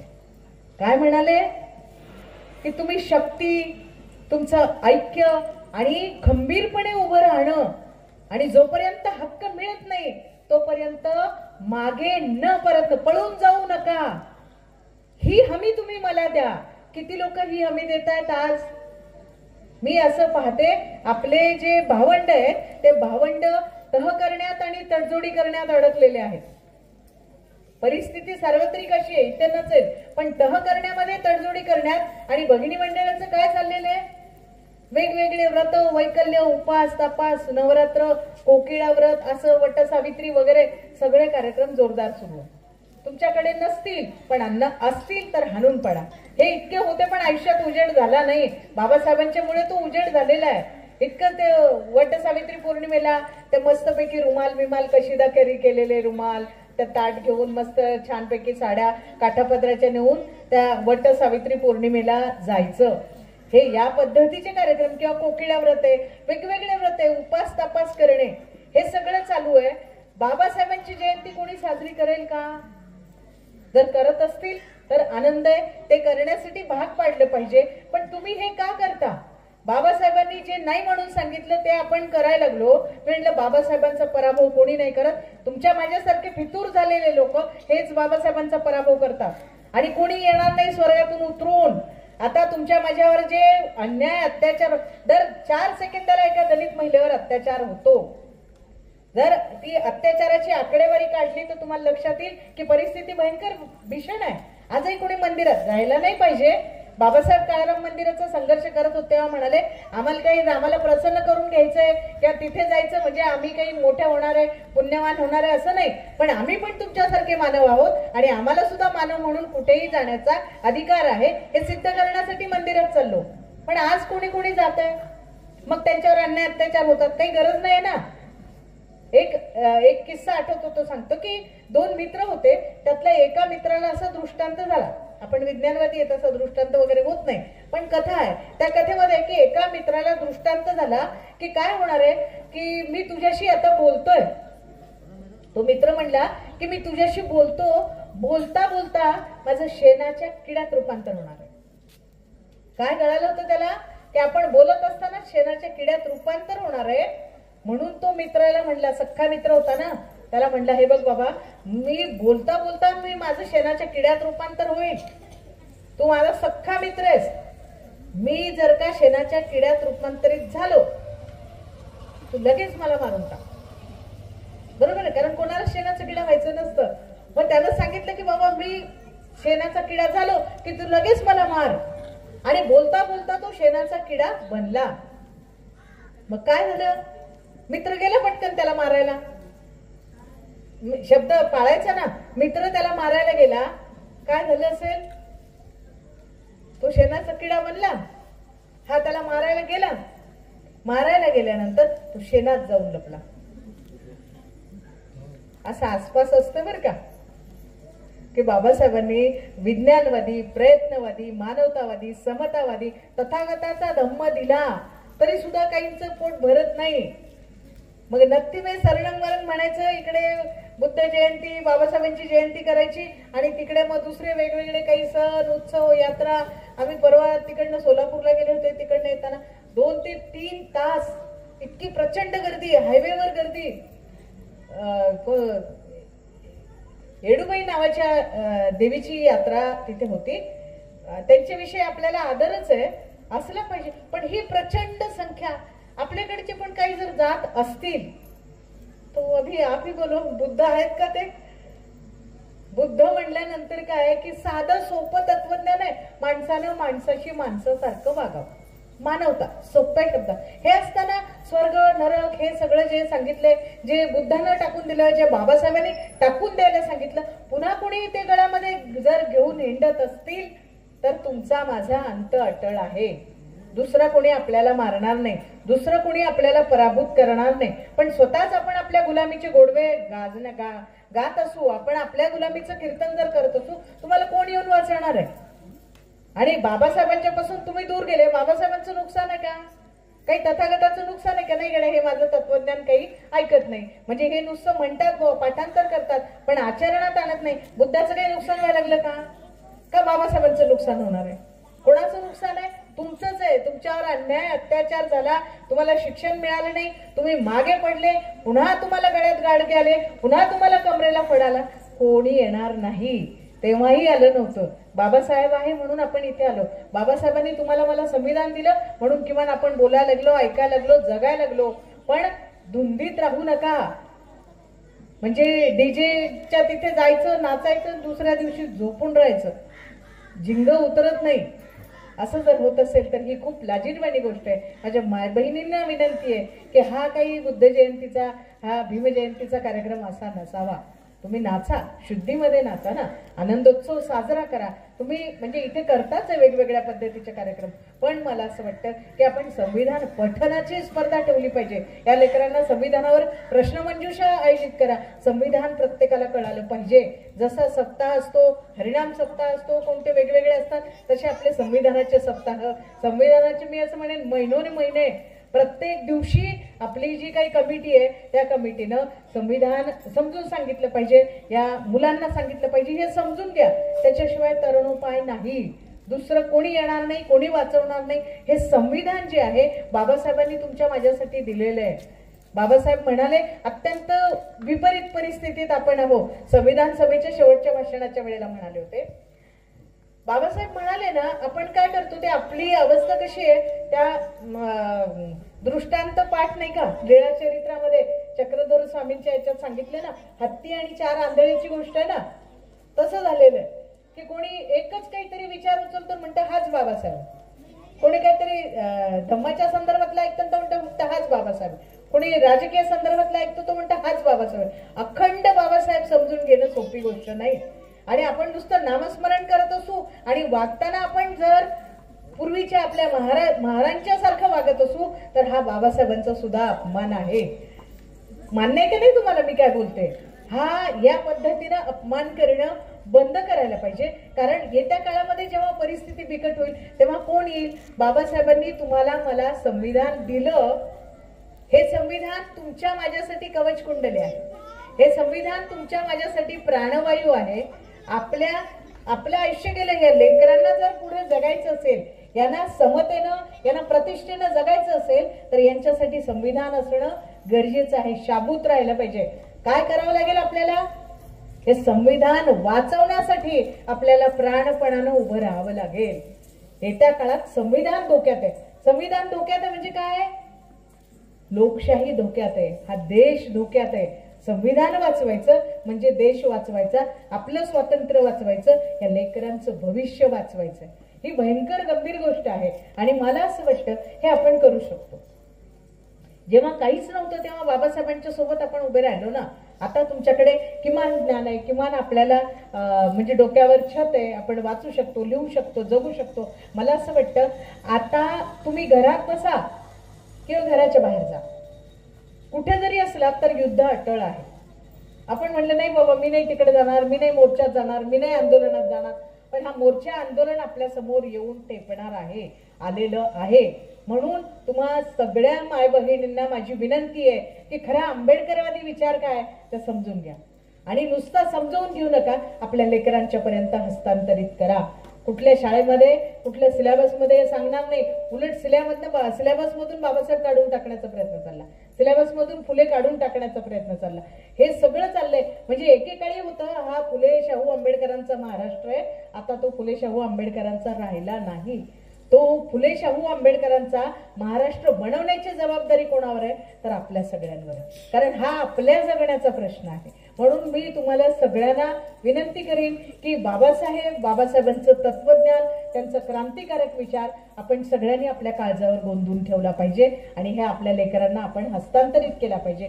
ते आपण करू तर आपल्याला पुढे जाणं शक्य आहे, नाहीतर आपलं सगळ्यांचंच भवितव्य अंधारात आहे. ही गंभीर गोष्ट मी तुम्हाला सांगण्यासाठी आले. आणि एक जाता जाता किस्सा सांगते आणि थांबते. माझी मावशी अडाणी आहे आणि ती बोधीगयेला गेली. बोधीगयेला गेल्यानंतर माझी मावशी आपली जशी भाषा आहे जनरल आपण बोलतो तशा मराठी भाषेत बोलणारी आहे. ती काही क्वालिफाईड नाही, त्यामुळे हिंदी बोलण्याचा आणि इंग्रजीचा तर लगेच प्रश्न नाही. ती बोधीगयेला गेली आणि तिथे गेल्यानंतर असं इकडे तिकडे पाहत असताना काही लोक इकडे गेले, काही तिकडे गेले, काही कुठे गेले, इकडे तिकडे, आणि मावशी माझी एकटीच राहिली. तिच्या नंतर अचानक फिरता फिरता लक्षात आले की सगळे लोक आपले इकडे तिकडे गेले. माझे बांधव समजू शकतील मी काय म्हणते. सगळे लोक इकडे तिकडे गेलेत. कोण इकडे गेला, कोण तिकडे गेला, कोण तिकडे गेला, सगळी पांगापांग झाली. माझ्या मावशीच्या ते लक्षात आलं की सब इधर उधर चले गए, आपण एकटेच राहिलोय आणि हे आपण वेगळ्या प्रदेशात आलो, आता कसं करायचं, माणसं राहिले नाहीत सोबत. मावशी घाबरली, बोधिवृक्षाखाली बसली आणि घाबरून तिच्या डोळ्यातनं पाणी यायला लागलं की आपण परक्या प्रदेशात आलो, भाषा कळत नाही, काय नाही, आणि रडायला लागली. पण माझ्या अडाणी असणाऱ्या मावशीला एक गोष्ट सुचली. अडाणी मावशीनं, ऐका बरं बंधूंनो, माझ्या अडाणी मावशीनं भीमगीत म्हणायला सुरुवात केली. दुसऱ्या भागात गेली आहे आणि काही भाषा कळत नाहीये. अडाणी आहे मावशी, पण तिला कळालं की माणसं इकडे तिकडे पांगले तर काय करावं लागेल. अडाणी मावशीला कळतंय. तिनं भीमगीत म्हणायला सुरुवात केली आणि काय झालं, येणारे जाणारे बघायला लागले ना. एक म्हातारी बसलेली आहे आजीबाई आणि डोळ्यामध्ये पाणी, रडायला लागली, पण बाबासाहेबांचं नाव घेते. तिची भाषा वगैरे कळत नाही, पण ती बाबासाहेबांचं गाणं म्हणते, बाबासाहेबांचं नाव पुन्हा पुन्हा म्हणते, रडायला लागले. पण ते येऊन विचारायला लागले क्या हुआ क्या हुआ. मग आमच्या मावशीनं तिच्या तुटक्या मुटक्या भाषेत सांगितलं की मी औरंगाबादहून आले आणि माझ्या लोकांची माझी ताटातूट झाली आहे. मग त्या लोकांनी इकडे तिकडे धावाधाव केली, लोक शोधले आणि तिच्या माणसांची तिची भेट घालून दिली. हे मी कशासाठी सांगते, आज कार्यक्रम हाच चाललाय आपल्याकडे की आपल्याला भाषा वगैरे पण कळते तरी सुद्धा एक इकडे चालला, एक तिकडे चालला, एक तिकडे चाललाय, वाटेल तिकडे लोक सैरावैरा चाललेले आहेत. बाबासाहेबांना 1952 मध्ये इलेक्शन झालं तेव्हा एका ब्रिटिश पत्रकारानं BBC ला इंटरव्ह्यू घेतलंय, काही लोकांनी पाहिलं असेल. तेव्हा त्यांना विचारलं होतं की हे लोकशाहीचं काय. मी हे सांगत होते, एकच अर्थ कळाला, आपण तोच अर्थ घेतो आणि म्हणतो बाबासाहेब असं म्हणाले, जा आणि आपल्या घराच्या भिंतीवर लिहून ठेवा, शासनकर्ती जमात व्हा. बरोबर आहे, शासनकर्ती जमात व्हा. पण बाबासाहेब असं म्हणाले, कुठल्याही सामाजिक आणि आर्थिक क्रांतीशिवाय राजकीय क्रांती होत नाही. आधी काय व्हायला पाहिजे, सामाजिक क्रांती घडली पाहिजे, आर्थिक क्रांती घडली पाहिजे, तेव्हा राजकीय क्रांती होईल. असं घडलं का आपल्याकडे. बाबासाहेब म्हणले, धम्म बुद्ध धम्म जर यायचा असेल तर हा हिंदू धर्माचा कोटा आधी स्वच्छ करावा लागेल. केलाय का स्वच्छ, वरून कलम केलंय आपण. त्यामुळे प्रॉब्लेम असा होतो, इधर भी जाओ उधर भी जाओ. रत्ती में सरनंगवरून म्हणायचं, इकडे बाबा के पास जाओ, साईबाबा के पास जाओ.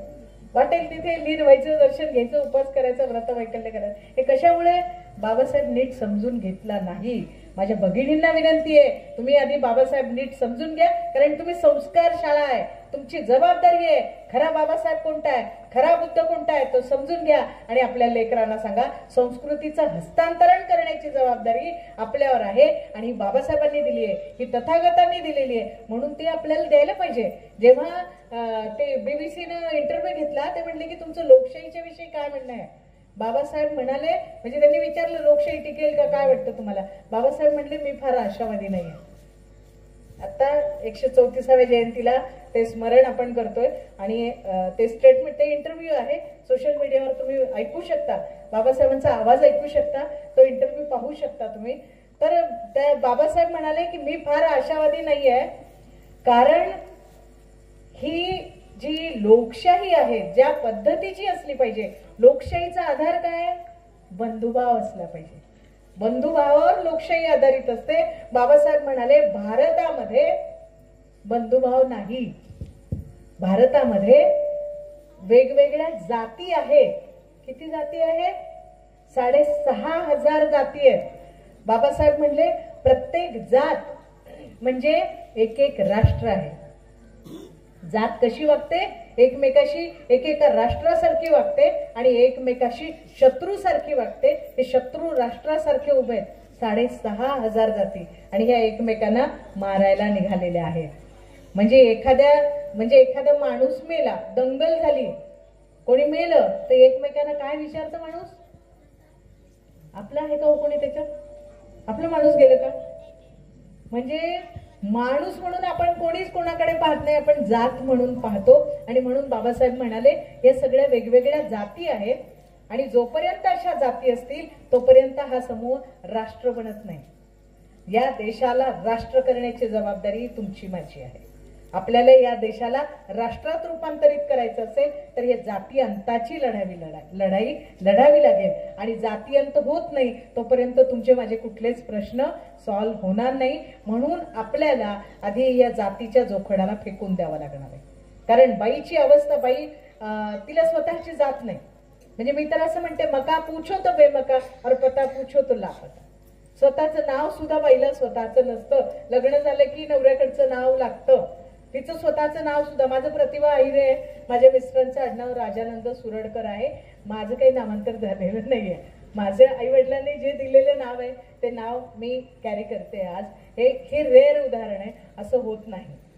मग आपल्याला ही जाती संस्था जी आहे, ब्राह्मण, क्षत्रिय, वैश्य, शूद्र, तुम्ही मी, आपण शूद्र पण नाही. आपण शूद्र आहोत का? नाही. आपण पंचम आहे, शूद्राती शूद्र. आणि या जाती व्यवस्थेमध्ये, या वर्ण व्यवस्थेमध्ये बाईचा उल्लेख नाही. बाई तर नाहीच आहे. आपण या चातुर्वर्णाचे नातलग नाही, पण चातुर्वर्णाचं ओझं सगळ्यात जास्त कोण सांभाळतं तर बाईच सांभाळते. हा अमक्या जातीचा आहे, तो ढमक्या जातीचा आहे, तो आंदवन आहे, लाडवण आहे, तिळवण आहे, सोमवस आहे आणि काय, आपल्याकडे पण काही कमी नाही. जोपर्यंत आपण ह्या जाती फेकून देत नाही, जोपर्यंत बाबासाहेबांनी सांगितलेला विचार आपण समजून घेत नाही, शिकून घेत नाही आणि आपल्या लेकरांना शिकवत नाही, तोपर्यंत 14 एप्रिल नुसतं सेलिब्रेट करायला, नाचायला, गायला आणि ऑर्केस्ट्रा म्हटलं की आपण खूप आपल्याला आनंद वाटतो आणि कोणी न बोलवता सुद्धा येऊन बसत असाल. पण वैचारिक काही म्हणल्यावर आपल्याला काय ऐकायचंय? लोक भाषणं देतात. भाषणं कशासाठी देतात? बाबासाहेब म्हणाले की शिकलेल्या लोकांनी मला धोका दिलेला. माझ्यासारखी व्यक्ती काय गरज आहे? मी तुमच्यासारखीच महिला आहे, इतके 400-500 किलोमीटर येण्याची काही गरज नाही ना. अभी मुझे और जाना है. उद्या माझं महाविद्यालय, कॉलेज आहे, मला माझ्या कॉलेजला पोहोचावं लागेल वेळेला. पण हे काही मनोरंजनाचं काम नाही किंवा मला काही तुम्हाला एंटरटेन करायचं किंवा मला कोणी भाषणाला बोलवत नाही म्हणून माईक मिळतोय म्हणून काही प्रतिभा इकडे येत नाहीये. बाबासाहेब म्हणाले शिकलेल्या लोकांनी मला धोका दिला. मी असं म्हणते की आपण बाबासाहेबांच्या कृपेने 2 अक्षर शिकलोय ना, आपल्यावरचं कलंक पुसण्याचं काम करू, आपल्या माणसांपर्यंत जाऊ. जेव्हा 15 ऑगस्ट होता तर त्यावेळेला म्हणजे स्वातंत्र्य मिळालं त्यावेळेला अण्णाभाऊ साठे दिवसा मशाल घेऊन निघाले होते. मला माहित असेल, दिवसा मशाल घेऊन निघाले आणि काय म्हणाले, ये आजादी झूठी है, देश की जनता भूखी है, असं तेव्हा म्हणाले. परिस्थितीत बदल झालेला नाहीये आणि बाबासाहेब आंबेडकर, मी असं मानते की 14 एप्रिल म्हणजे आपला 15 ऑगस्ट आहे. आपल्याला स्वातंत्र्य केव्हा मिळालं? बाबासाहेब जन्माला आले म्हणून स्वातंत्र्य मिळालं. बाबासाहेब नसते तर तुम्हाला मला स्वातंत्र्य मिळालं नसतं. म्हणून आपण सगळ्यांनी या दिवशी भीमावलोकन करण्याची गरज आहे. खरोखर बाबासाहेब म्हटले शिका, संघटित व्हा, संघर्ष करा. तर आपल्याला खऱ्या अर्थानं वाघिणीचं दूध प्राशन करावं लागेल. या लेकरांना हे खरंच शाळेत जातात का नाही, महाविद्यालयात जातात का नाही, क्लासेसला जातात का नाही, शिकतात का नाही, हे गांभीर्यानं पहा. आणि बंधूंनो, लेकरांना तुम्हाला सांगते ही संधी येत्या पुढल्या काळात आपल्याला मिळेल असं सुद्धा मला वाटत नाही. मी एक प्राध्यापक आहे, शिक्षण व्यवस्थेमध्ये मी काम करते, पण हे सगळं चाललेलं आहे. त्यामुळे गांभीर्यानं शिका, मी महाविद्यालयात शिकवते, बाकीचे लेकरं येतात, आपले लेकरं हिरवळीवर बसलेले असतात, कॅन्टीनवर बसलेले असतात, वर्गात येत नाही. इथे तसं होत नसेल, पण होत असेल तर सांभाळा. या पिढीकडे लक्ष द्या. या पिढीला किमान पुढे भवितव्य असलं पाहिजे आणि आपल्याला सगळ्यांनाच समानतेनं, स्वातंत्र्य, समता, बंधुतेनं जगायचं असेल तर, कारण हे सगळंच नष्ट होऊ घातलेलं आहे आणि येत्या काळात खूप बिकट परिस्थिती आपल्यावर. म्हणून तुम्हा सगळ्यांना विनंती आहे की जसं बाबासाहेब म्हणाले की हा जागृतीचा अग्नी हा विजतो, विजू देऊ नका, ही तुम्हाला विनंती करते. तुम्ही मला इथे बोलवलेलं आहे आणि तुम्ही मला ऐकलं, सहन केलं, त्याबद्दल तुमची मनपूर्वक ऋण व्यक्त करते. आणि जे इकडे तिकडे जात असतील ना, त्यांना सांगा हा आपला अंत अटळ आहे. लोकांच्याकडे जाऊन म्हणजे लाख लुभाए मेहमान का घर, अपना घर तो फिर अपना घर होता है, हे त्यांना सांगा. असं कोणी जर असतील त्यांना, आणि कुठली का परिस्थिती असे ना, खऱ्या अर्थानं संघटित होणं ही आपली काळाची गरज आहे. तुम्ही संघटित असाल तरच आपल्याला पुढे जाणं शक्य होणार आहे. म्हणून तुम्हा सगळ्यांना, तुम्ही मला इथे बोलवलं आणि ऐकलं, सहन केलं, त्याबद्दल तुमचे ऋण व्यक्त करते आणि थांबते. धन्यवाद. जय हिंद.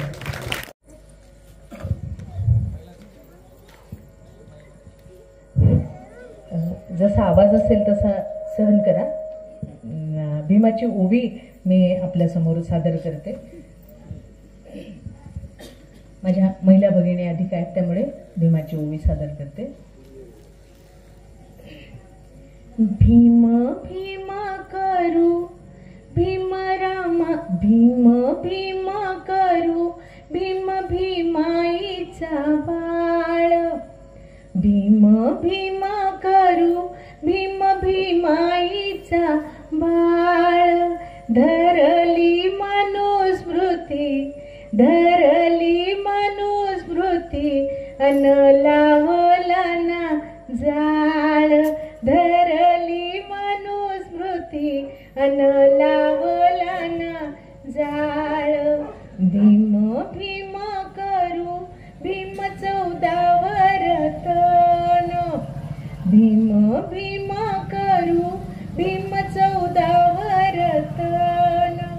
जीवाच्या पलाड, जीवाच्या पलाड, केलं रमान जतन, जीवाच्या पलाड, केलं रमान जतन. भीम भीम करू भीम रमाईचा नाथ, भीम भीम करू भीम रमाईचा नाथ. तिन थापल्या गवऱ्या, तिन थापल्या गवऱ्या, भीम गेला युरोपात, तिन थापल्या गवऱ्या, भीम गेला युरोपात. भीम भीम करू भीम मावेना जगात, भीम भीम करू भीम मावेना जगात. रमा भीमाची सावली, रमा भीमाची सावली, भीमतीच्या काळजात, रमा भीमाची सावली, भीमतीच्या काळजात.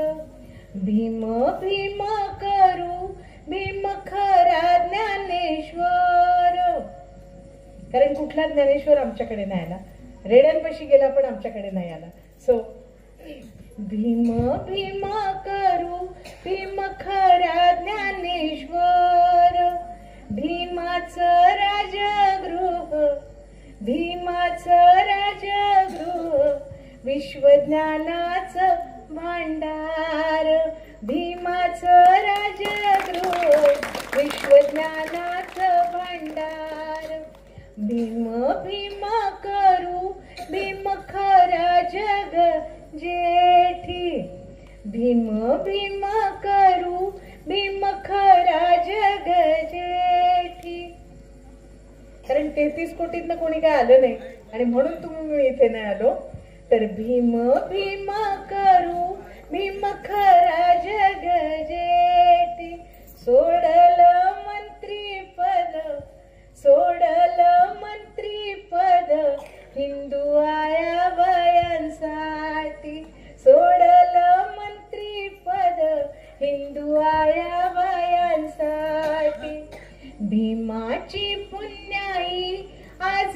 आली ग फळाला, भीमाची पुण्याई आज आली ग फळाला. बामनाची मुक्ताबाई, बामनाची मुक्ताबाई आज जाती ग शाळेला. बामनाची मुक्ताबाई आज जाती ग शाळेला. सोडली आता पोथी, आपण सगळ्यांनी सोडली आता पोथी, नको भजन कीर्तन. बरोबर आहे ना? सोडली आता पोथी, नको भजन कीर्तन. माझी मालन वाचते, माझी मालन वाचते, भीमबाच संविधान. माझी मालन वाचते, भीमबाच संविधान. भीम भीम करू भीम शोषितांचा तात. भीम भीम करू भीम शोषितांचा तात. थकेना माझी ओवी, थकेना माझी ओवी, जरी थकल हे जात. थकेना माझी ओवी, जरी थकल हे जात. जय.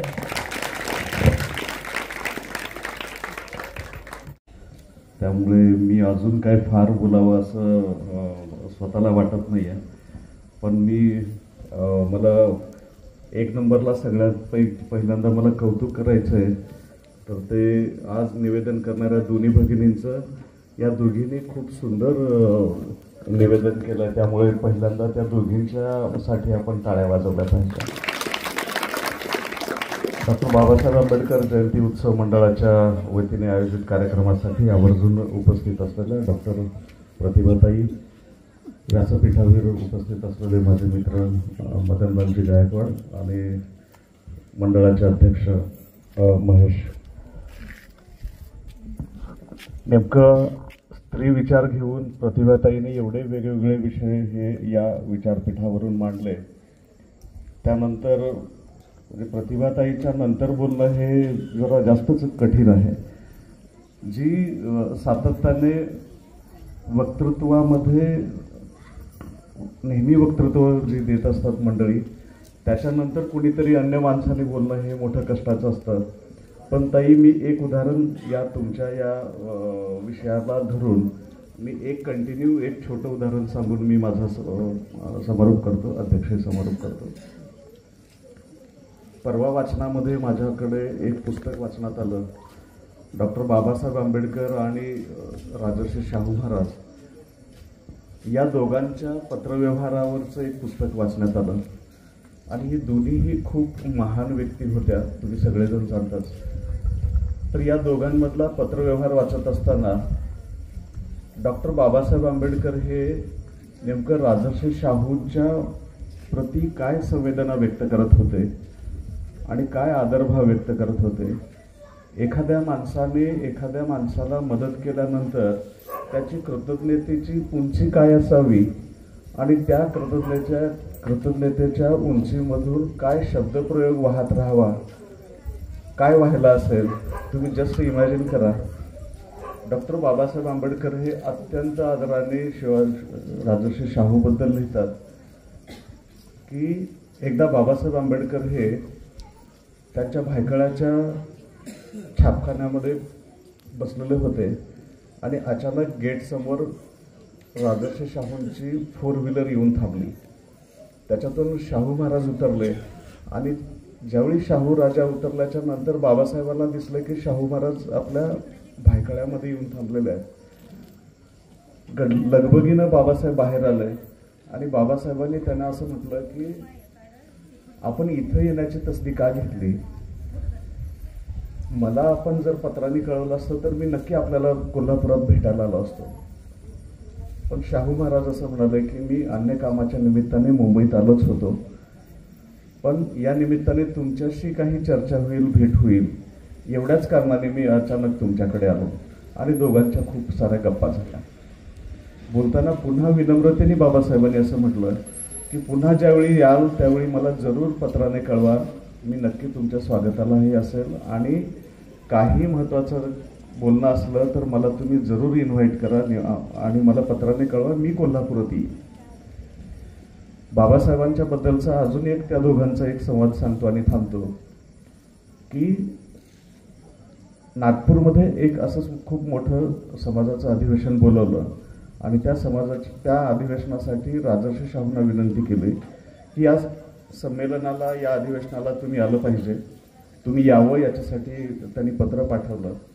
मी जसं सुरुवातीला म्हटलं, हे तितक्याच आदराने राजर्षींना लिहिलं होतं. राजर्षींनी त्या पत्राला उत्तर पाठवलं की माझी मोठी मुलगी ही खूप आजारी आहे, गंभीर आजारी आहे, त्यामुळे या अधिवेशनाला माझी इच्छा असूनही आपल्या अधिवेशनाला येता येणार नाही आहे, असं त्यांनी विनम्रतेने कळवलं.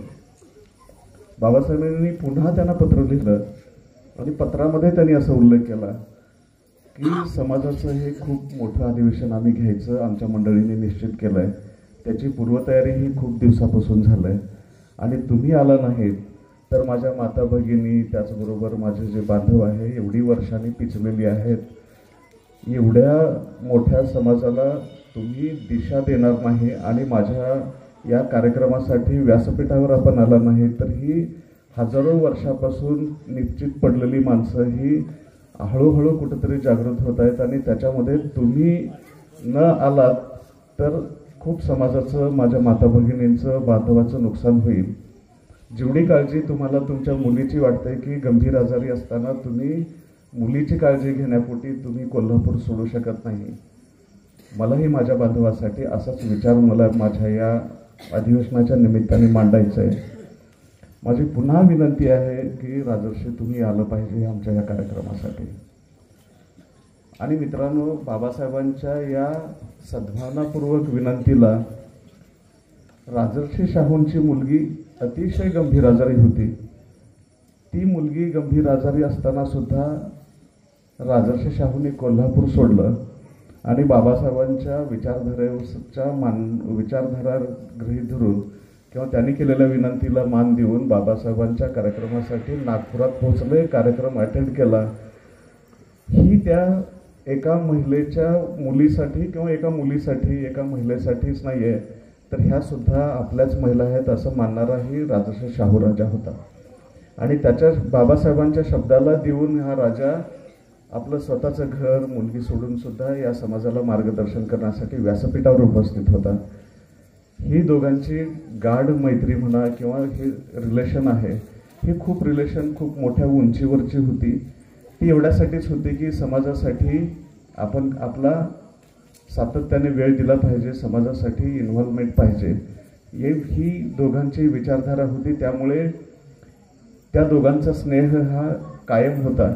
मित्रांनो, समाजामध्ये वागत असताना, जगत असताना आपण समाजाची नाळ तुटू देता कामा नये, एवढंच या अध्यक्ष समारोपाच्या निमित्ताने मी बोलू इच्छितो. वेळ खूप झालेला असल्यामुळे मी फार अधिक वेळ घेत नाही आहे, पण मला मॅडमला या व्यासपीठावरून जस्ट सांगायचं एवढाच होता मुद्दा शेवटचा, की आपण जसं म्हणालात की सगळीकडे फ्लेक्स दिसत होते पण महिलांची काही फोटोज दिसत नव्हते. आमचं जयंती उत्सव मंडळ हे खूप पुरोगामी आहे. या वेळेसच्या चर्चासत्रामध्ये आपल्या जयंती उत्सव मंडळामध्ये महिला सदस्य असला पाहिजे याची खूप प्राथमिक चर्चा झाली.